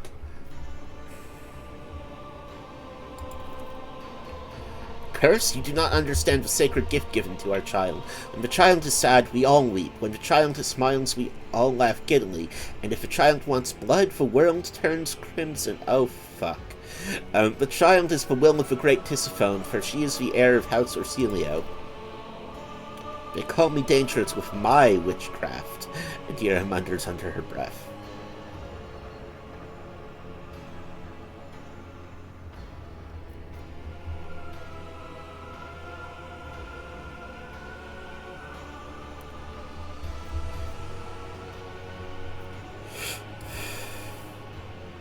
Save the sacred child. Take her away from the station. I fear I do not have long left. A bluish rivulet trickles down the old man's chin, and he wipes the mutated blood brusquely away with his sleeve. You glimpse strange burns covering his flesh under his clothing. The slightest movement must be causing him unbearable pain. Save the child and deliver her safely to Regent Aranto, acting house of House Orsilio, and the Coronis Expanse. Rest assured that the reward will be worth your effort. I know we came here for a navigator, but after everything we've seen, I've got some reservations about this girl. Yeah, I mean, that's fair, but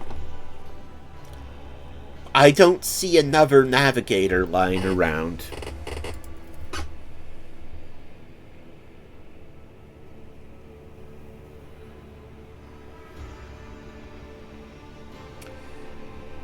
Such a fragile thing with such a heavy burden upon her shoulders.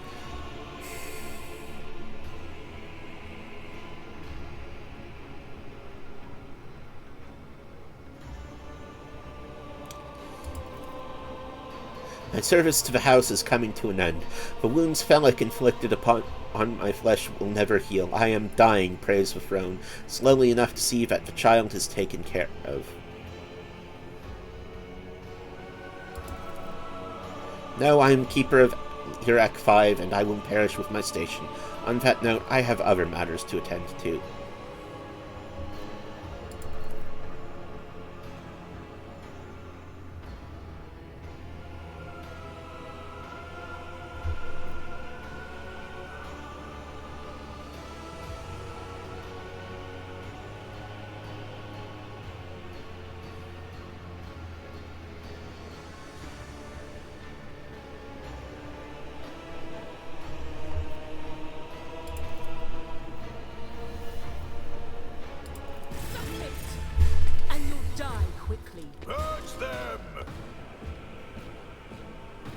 I wanted to leave.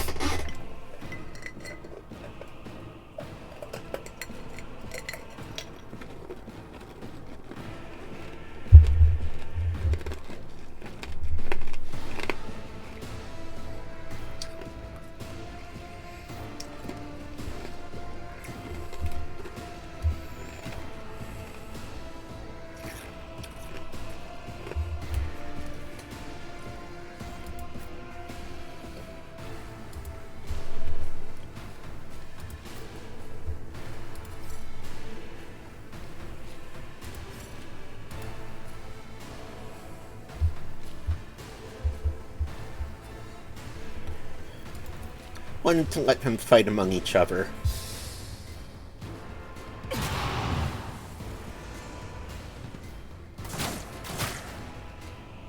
Brace yourself, Abelard.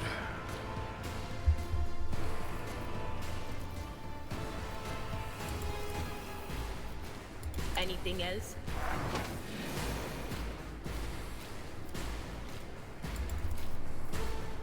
Was that you? Or...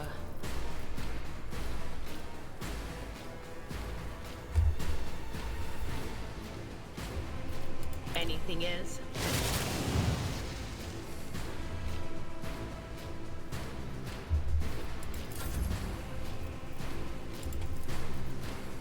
Someone else can do this.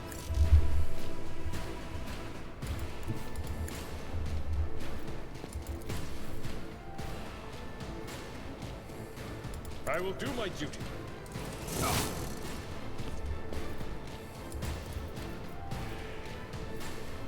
It will be done.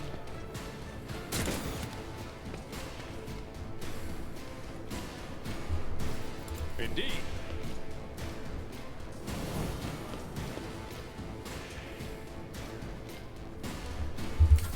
Weather the storm! My faith strengthens me. Ha! Death to the heretics! Follow my lead. My patience has failed me. It's nothing.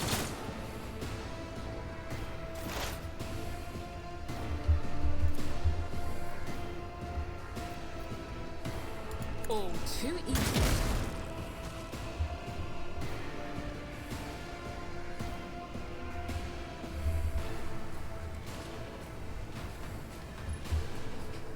I don't have time for this.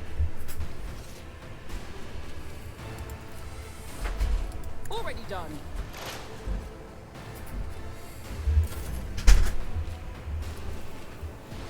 As the Emperor commands, I act.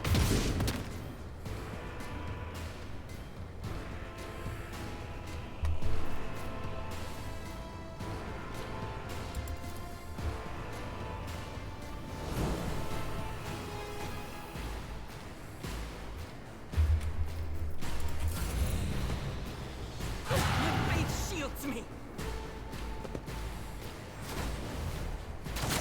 Pain cleanses the body.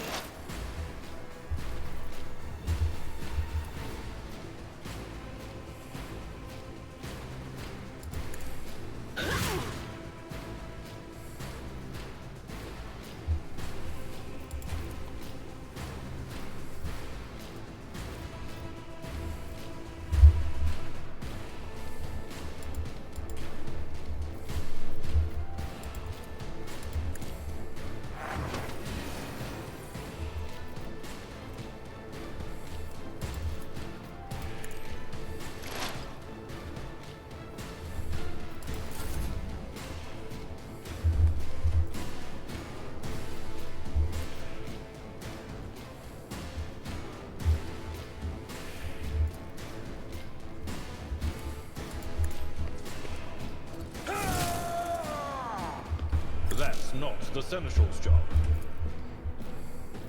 It will be done. Really? At your beck and call.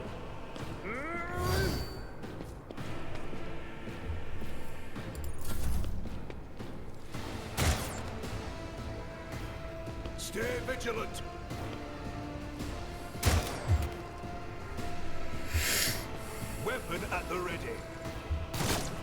did I not foresee this? Just a minor setback.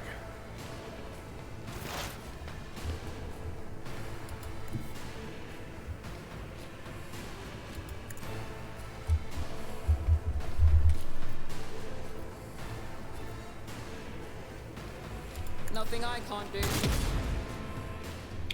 Oh.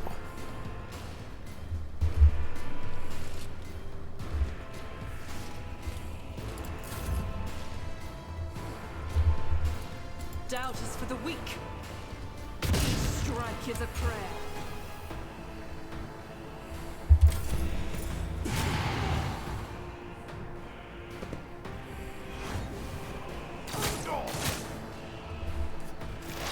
High momentum. There is movement in the Empyrean.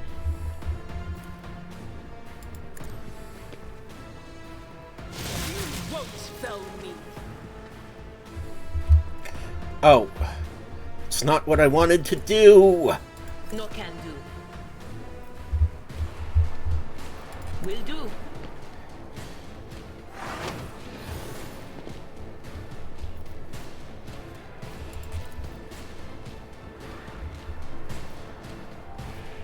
But of course.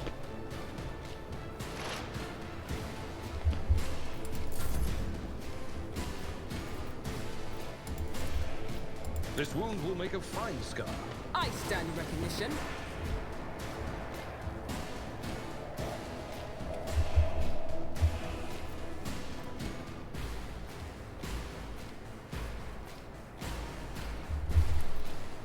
Victory is imminent.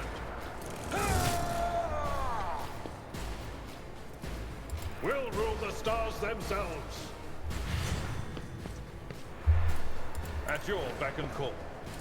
An exemplary strike. It will be done. Indeed. I will do my duty.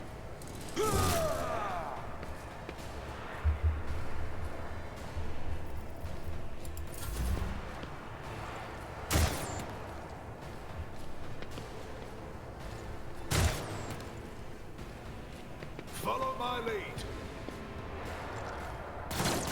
I need your aegis, O Emperor.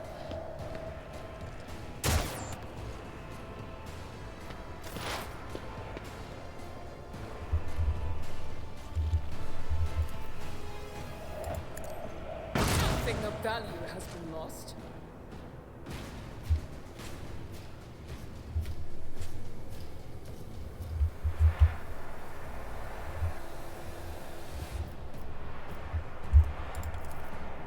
Suits my purposes.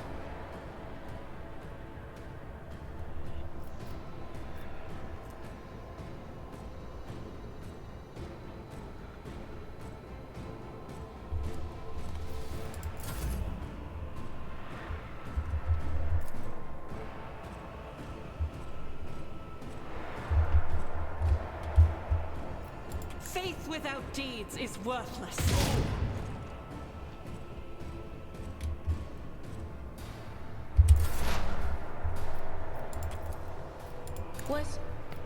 Was that you? Or anything else?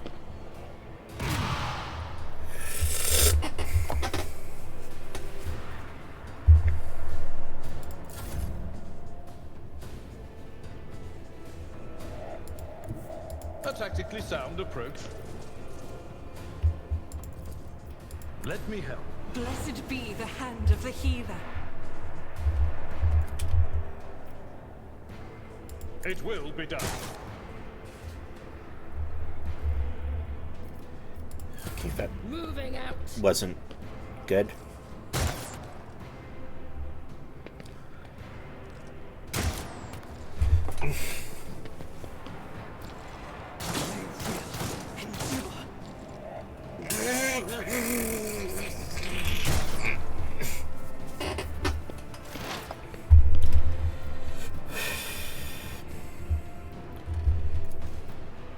All too easy.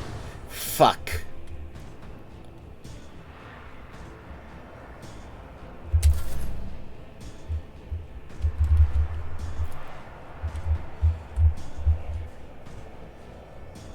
As the Emperor commands, I act.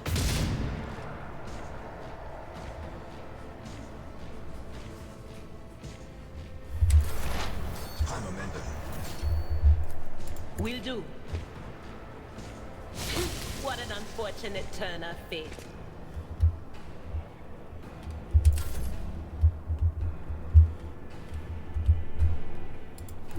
My place is at the fort. Victory is imminent. One fewer target. Nice.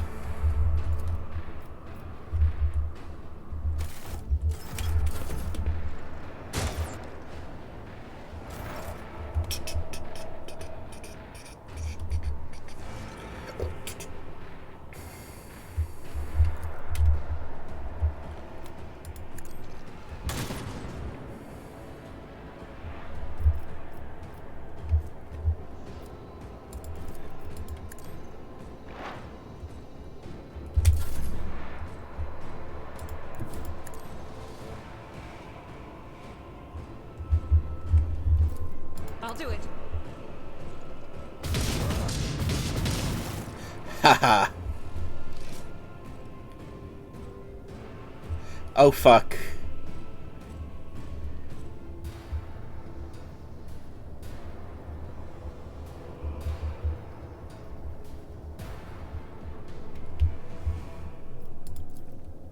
This painting was rendered in several different hands. The timid, uncertain lines are interlaced with rough and furious strokes coming together in arcane shapes.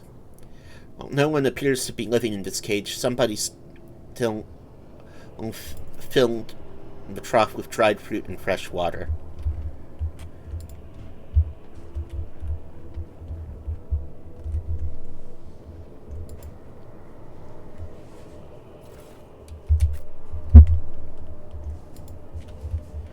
Fuck.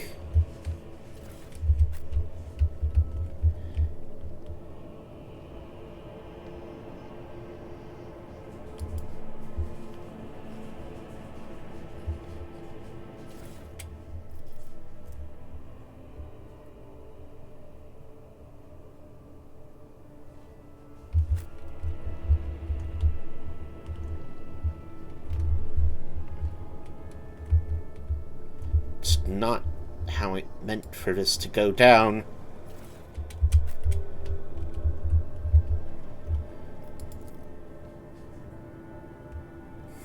The feast was left untouched.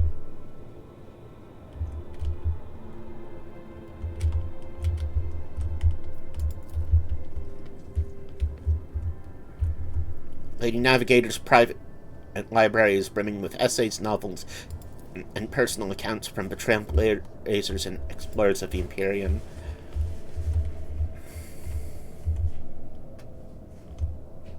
Victory awaits. Rogue Trader, you came back, and you dragged the monster along. Good.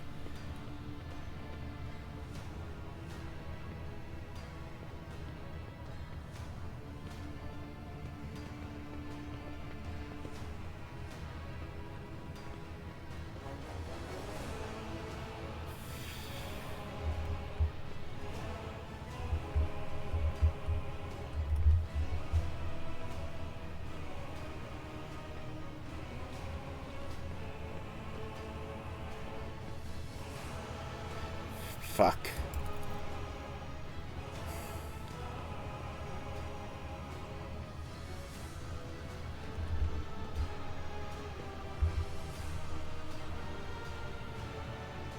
Okay, okay, Felix been lying to me.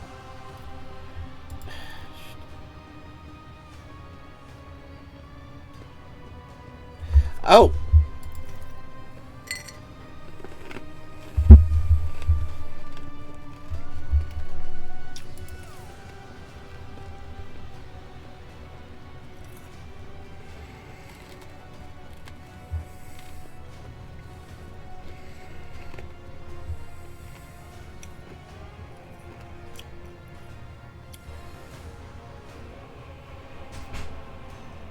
Yeah, I was going to kill him.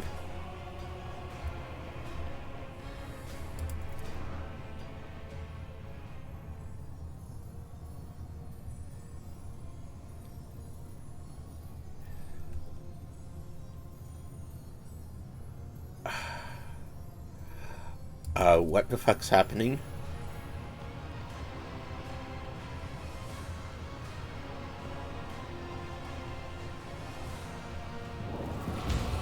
Take a knee and bow before me. None of you shall survive!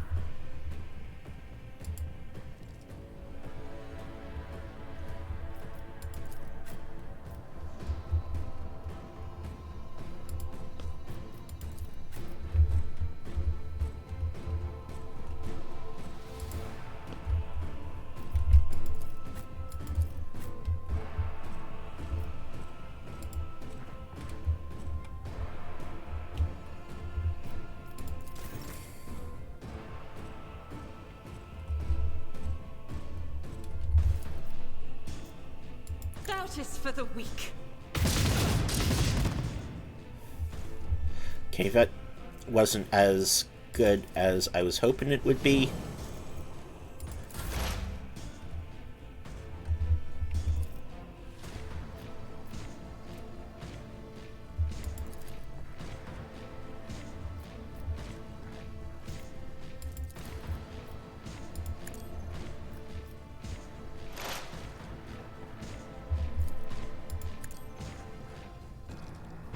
You didn't stand a chance.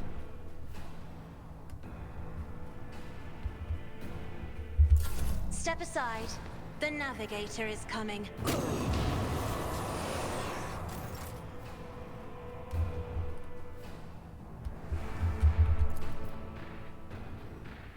I'll do it.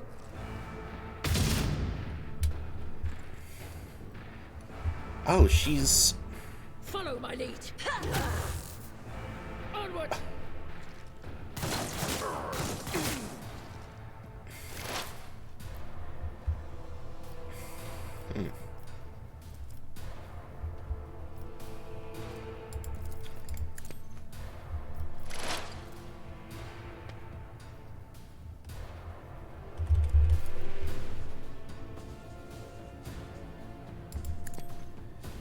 Operations has failed me. Break them around! My faith strengthens me. I must not falter. Follow my lead. Can I fall back now?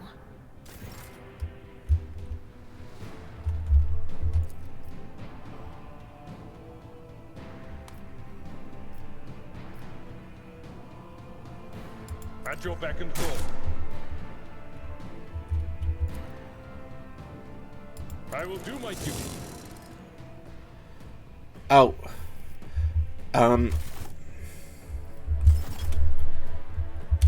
Follow my lead.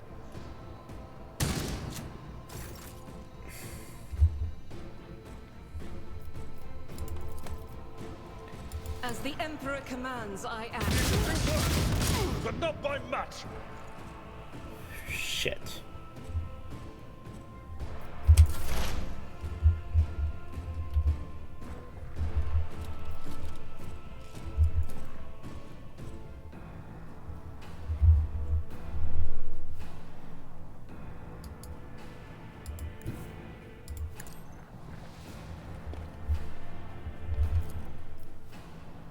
Nothing I can't do.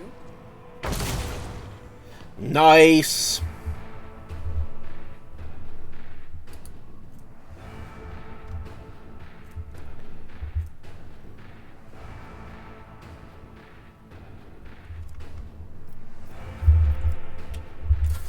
Be careful not to cross my gaze.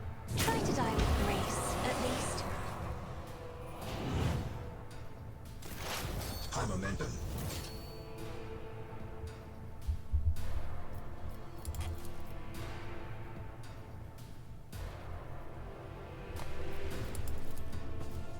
Anything else? Be gone! But of course.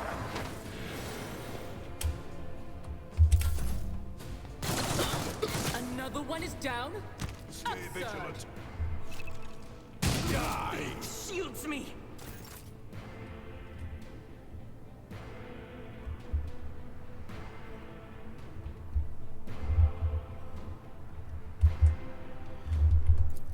Indeed. No! I'd rather not. Fuck.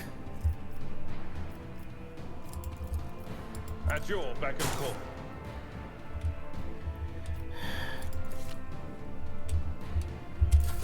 Weather the storm!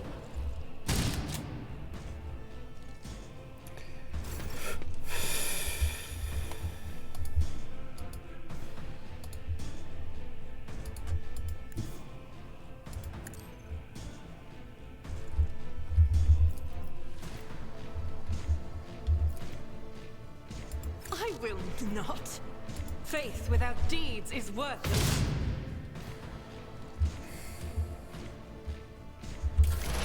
High momentum.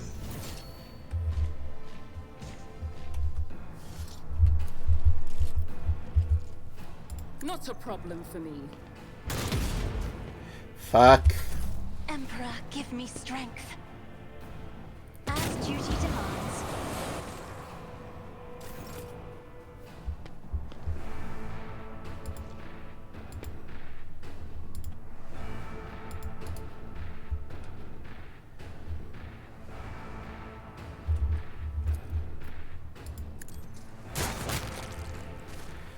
Fuck.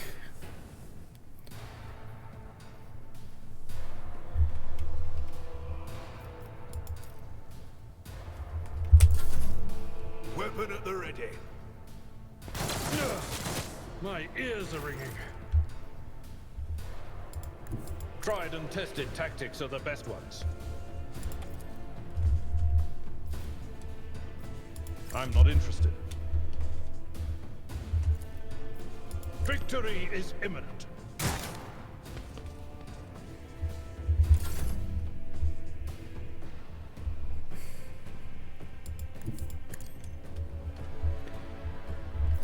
I'll do it. How low can a man sink in the pursuit of power? Is your hatred of me really so strong, Felix?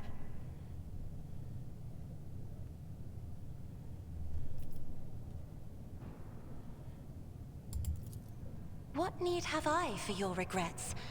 I just want things to go back to the way they were before. What are you going to do to me?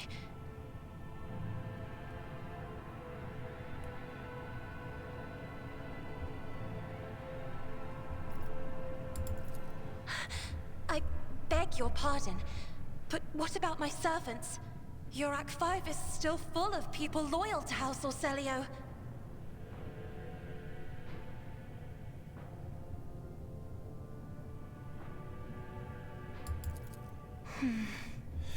Okay, let's get her out of here. Save her servants. Accompanying a rogue trader on their travels is an honor for any navigator. Let us go. I can no longer bear the sight of the deathly pale shadows that drape the bodies of the fallen.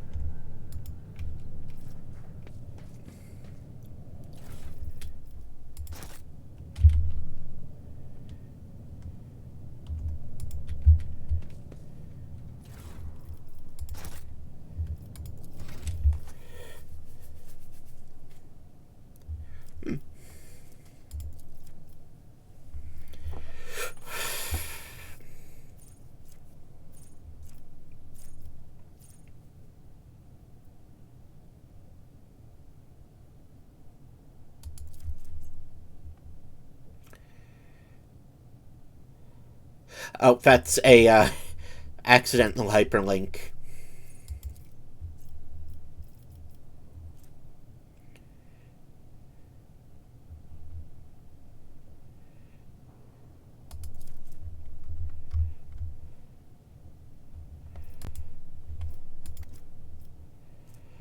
Power of...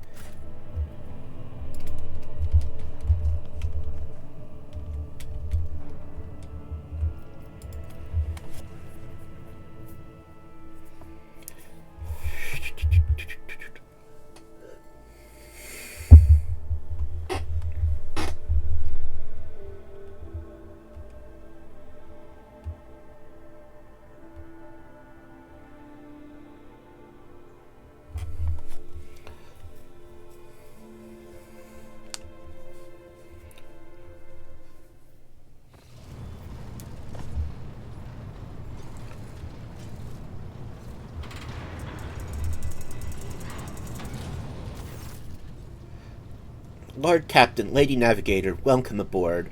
The Sanctum Navis has been prepared for the communion ritual, but if the Lady Navigator wishes to rest in her quarters first...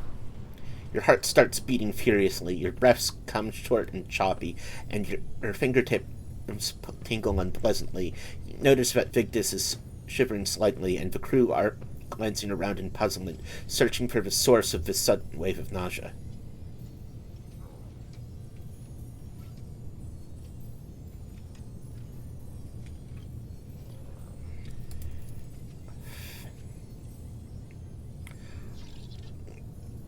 Cassia, without even looking at the Voxmaster, Cassia waves her away.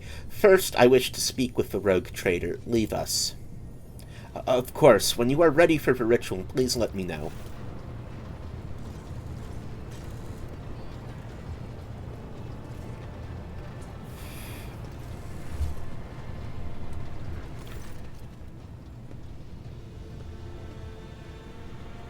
Cassia sweeps her pensive gaze over Vigdis, then, lowering her lashes, slightly turns to you. What do you wish to speak about? I have not yet thanked you for saving me on the station. My thoughts were clouded with so much mournful ash when Theobald's heart stopped, but you acted honorably and did not exploit me in my wretched position, and for that I am immeasurably grateful. I am also deeply grateful that you saved my servants, especially my valet. Uwe served on station for more than 5 years, much longer than any who preceded him. He knows how to properly attend me during journeys through the Immaterium and what to serve me for breakfast. His presence envelops me in a cloak of amber. But now, I am ready to go to the Sanctum Navis and perform the sacred rites. I require brushes, canvas, and the best paints you have on board, but no red.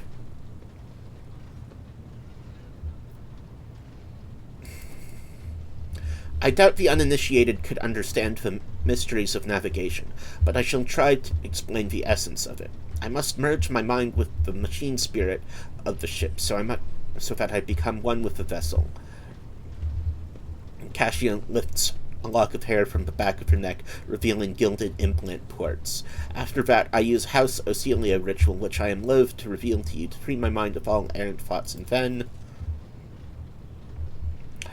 it is time to open my third eye and peer into the depths of the warp itself. Among the nightmarish visions, mirages, and creatures of the abyss, only the light of the Emperor is the truth that will lead me from star to star, from system to system. Oh, the light! the guiding thread so fine it can slip from one grasp at any moment. But you have nothing to worry about. The Navigator of House Orsilio never loses their course.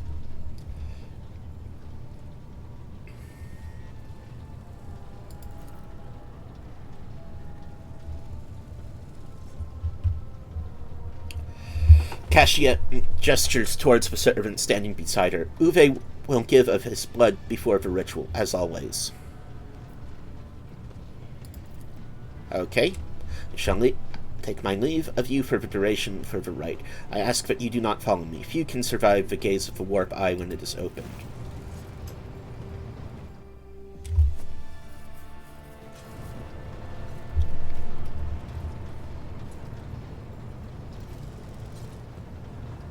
Oh, who are you? Oh, Vigdis. Lord Captain, I will oversee the open channel between the Lady Navigator and the bridge, and may the Emperor's light help all.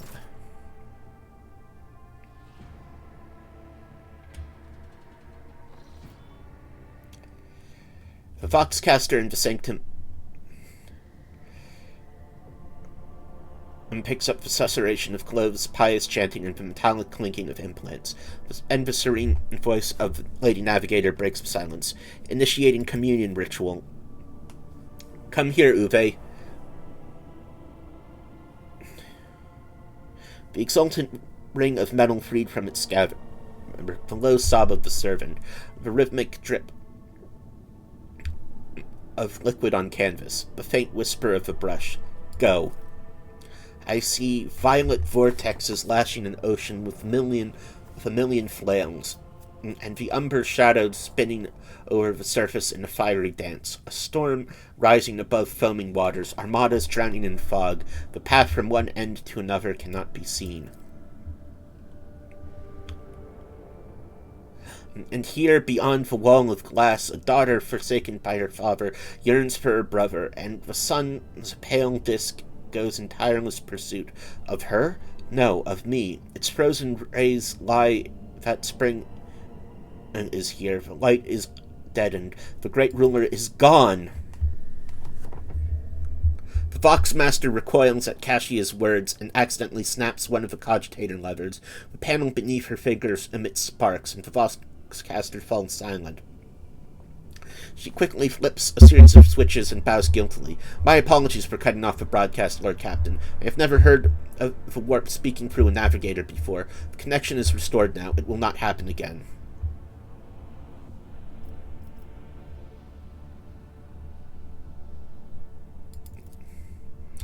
Soul-shredding screams drown out the Vox transmission. The servants in the Sanctum Navis are howling and shrieking like wild beasts, moaning in pain, their throats raw from the strain. Then, sudden silence. The dull thud of dropping bodies proclaims their fate. It appears the servants were part of the Lady Navigator's rite, as it was for her predecessor. I will arrange for the bodies to be removed from the Sanctum Navis after the ritual, or what is left of them. Rogue trader, I fear I have unfortunate news. Endless blackness has spread across the canvas, dividing what should be whole in two, and my sight cannot glimpse the light of the Emperor as clearly as before. I cannot turn around. My brush only draws me onward. The way is blocked.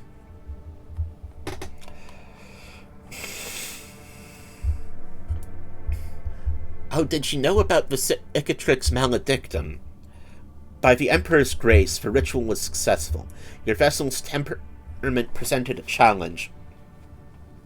Its cold steel grip did not allow me to breathe freely even for a second. It was as if the depths of the ship housed not only machine spirits, but something other. Now I will retreat to my chambers to recover my strength. Send for me if you have need of me. Lord Captain, congratulations on acquiring the Navigators. Spare me a few moments of your time, please. There are several matters that require your attention. First of all, I want to report on the condition of Urac 5.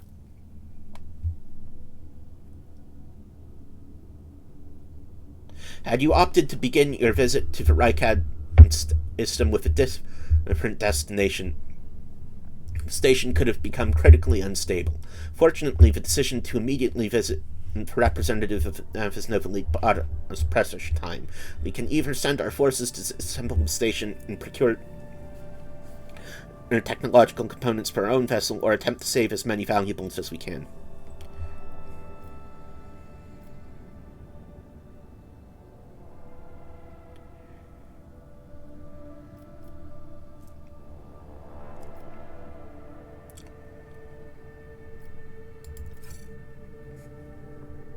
Okay, we're looting.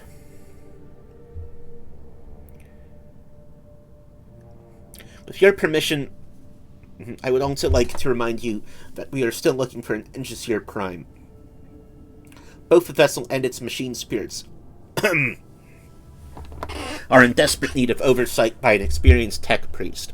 We are also missing some crew, and much more importantly, we have not located Heinrich von Kalek, the right hand of the Lord Inquisitor. Now we know for sure that he was not at Urak 5, so keep this in mind when making any future plans.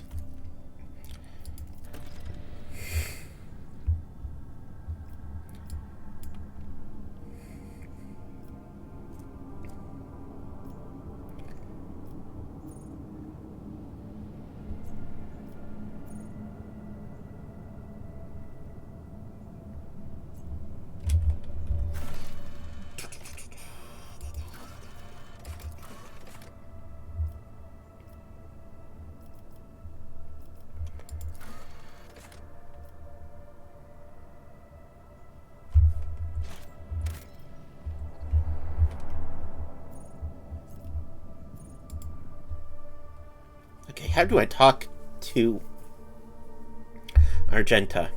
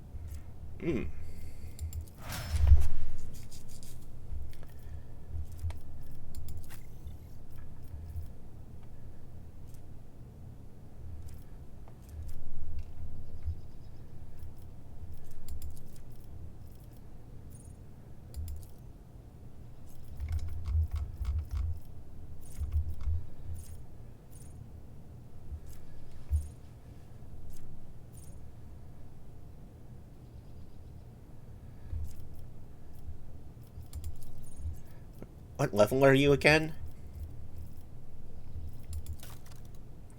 5, so 4 more levels.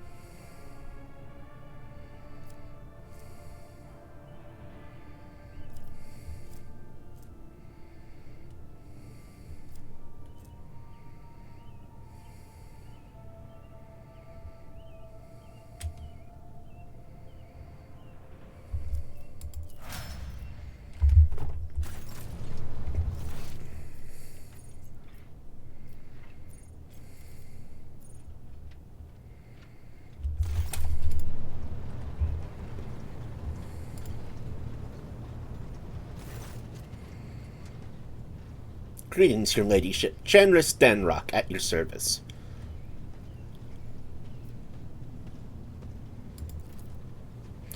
I am afraid it's not immediately familiar to me, your ladyship. Please allow me a moment. I say, House on Valencius did indeed sign a contract with the owners of a vessel with designation Fiery Reckoning. There are transactions, records of a ship picking up cargo from Avagama. Well, this is odd. The data log ends there. Apparently the ship had some inspections with one of the workshops on your industrial world. I beg your pardon, your ladyship, but this is the extent of assistance that I can provide you in regard.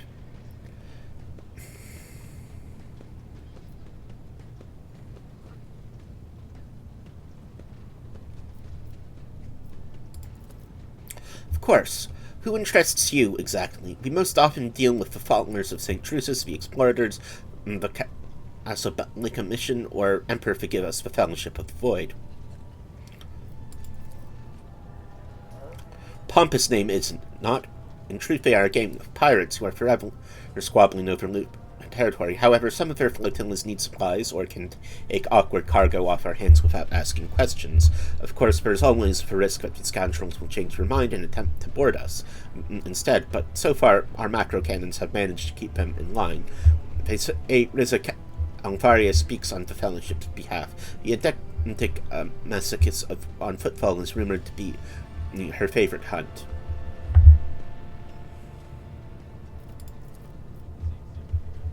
The Drusians still hope to bring the Coronis Expanse into the warm embrace of the faith, just as their flock hopes to receive the aid of the Drusian missionaries. Each crate of foods, shipment, or cloves, or box of medicines marked with the pure seal is assigned. The rogue trader herself believes in the sect's future success. Reverend Hieronymus is the first among the Drusians, and is most often seen in Footfall's grand atrium. A gloomy fellow, but some almost believe him to be a saint.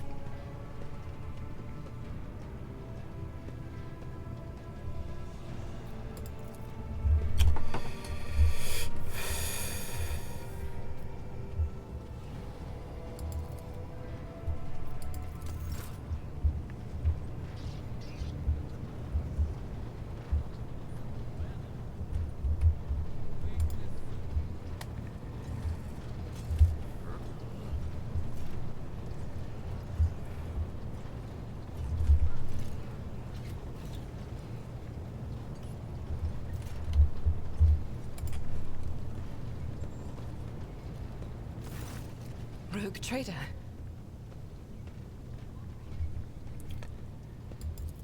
I indeed have a request, Rogue Trader.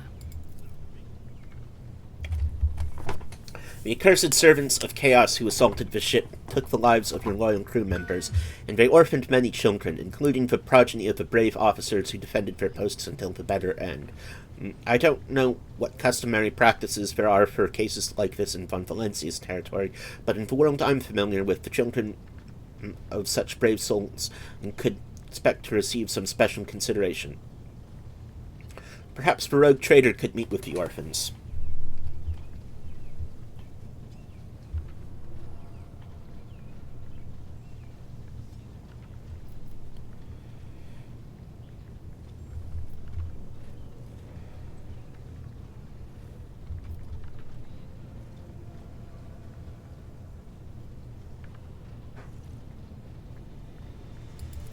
Okay.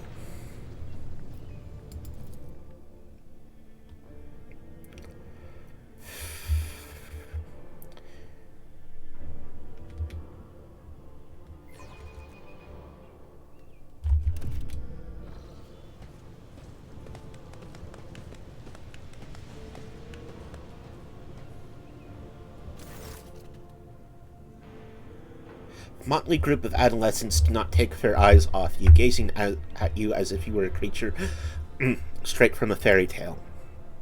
Our indefatigable sister has been keeping an eye on these pups. It is hardly the Scala progenium in here, but we have provided the orphans on our ship with adequate care and instruction. Brave ones, the master of this ship has appeared before you, the one who guides it through the darkness of the universe by the Emperor's will. Greet your Lord Captain, the rogue trader of House von Valencius.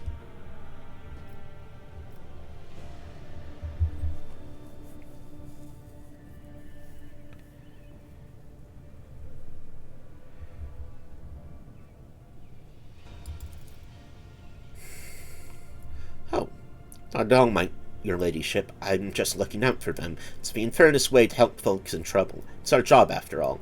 So we chip in rations here and there and make sure no one gives them a hard time. We take the older ones into the clan's care if they want. Many in the guild are not our family by blood, but by circumstance.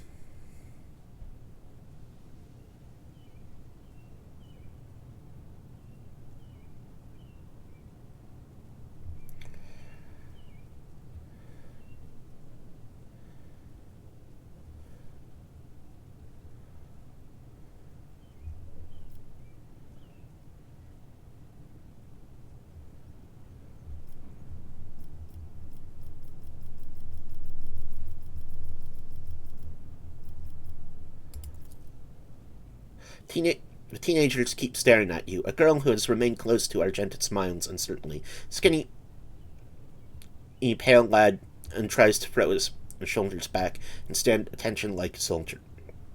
Only a few teenagers at the far end of the row seem sullen, not particularly impressed. So what? Why should we care? Our friends and parents died in their dozens for you noble lot, and you just give us speeches.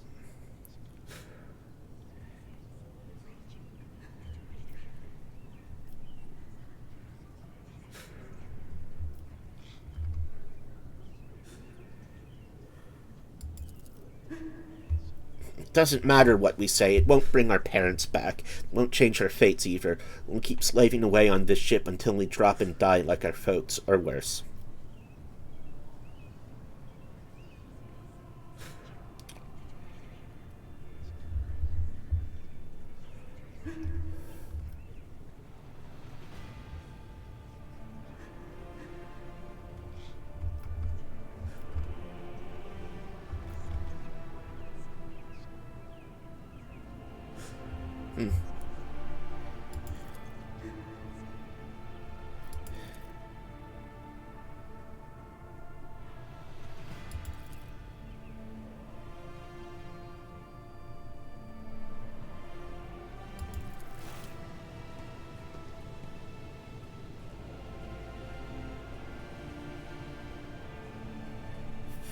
Well, at least I talked to them.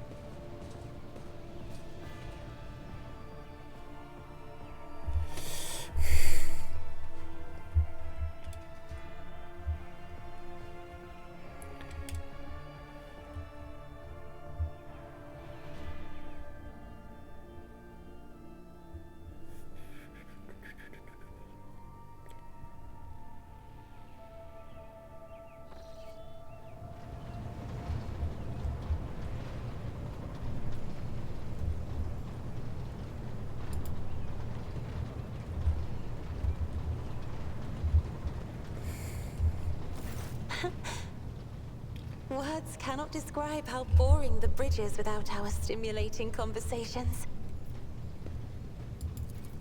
I am a part of House Orselio, an ancient dynasty of the Navis nobility. Since time immemorial, our family has served to advance knowledge, pushing at the boundaries of the dark. Yeah, I want to know about her. The Starway Atlas contains 2,843 routes that chart the sectors of the Segmentum Obscurus and reach all the way from the Coronis Expanse to Holy Terra. You wish to know about me? I suppose I can help you with that. What would you like to know?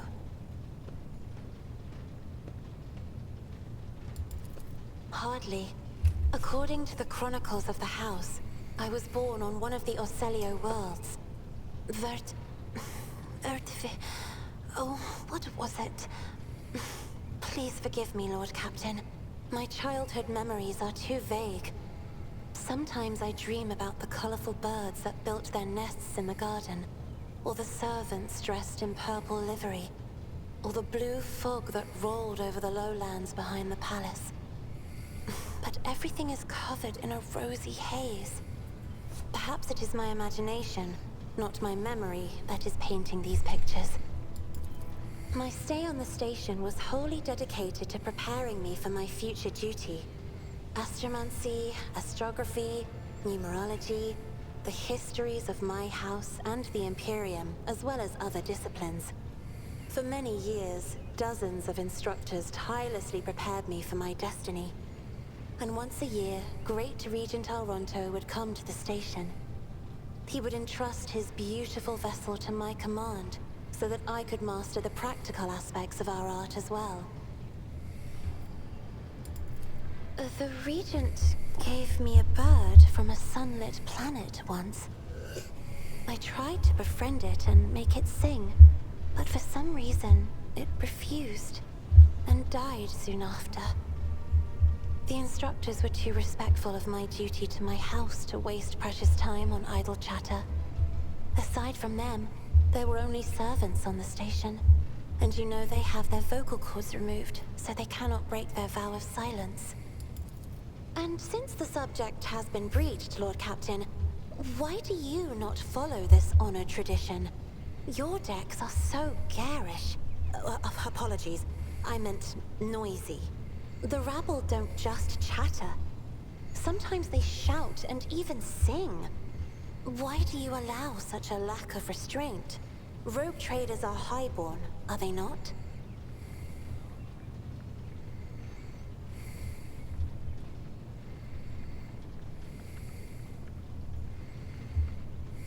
Let's go with number 4. With life? If only you could take my place and watch this kaleidoscope. Every voice is a flash of color.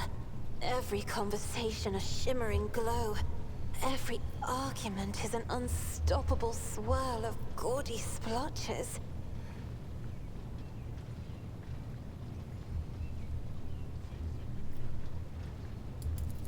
The Emperor graced me with a synesthesia. gift. I can see inner life in addition to the mundane. You cannot know that a fruit has rotten from the inside until a blade slices it in two. I can see the rot from far away. It roils like swamp mud, oozing through the bright peel. Anger and boredom, sadness and joy.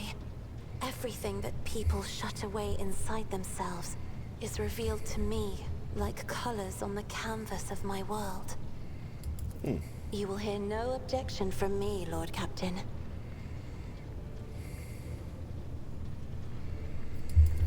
I have enjoyed your company. Okay.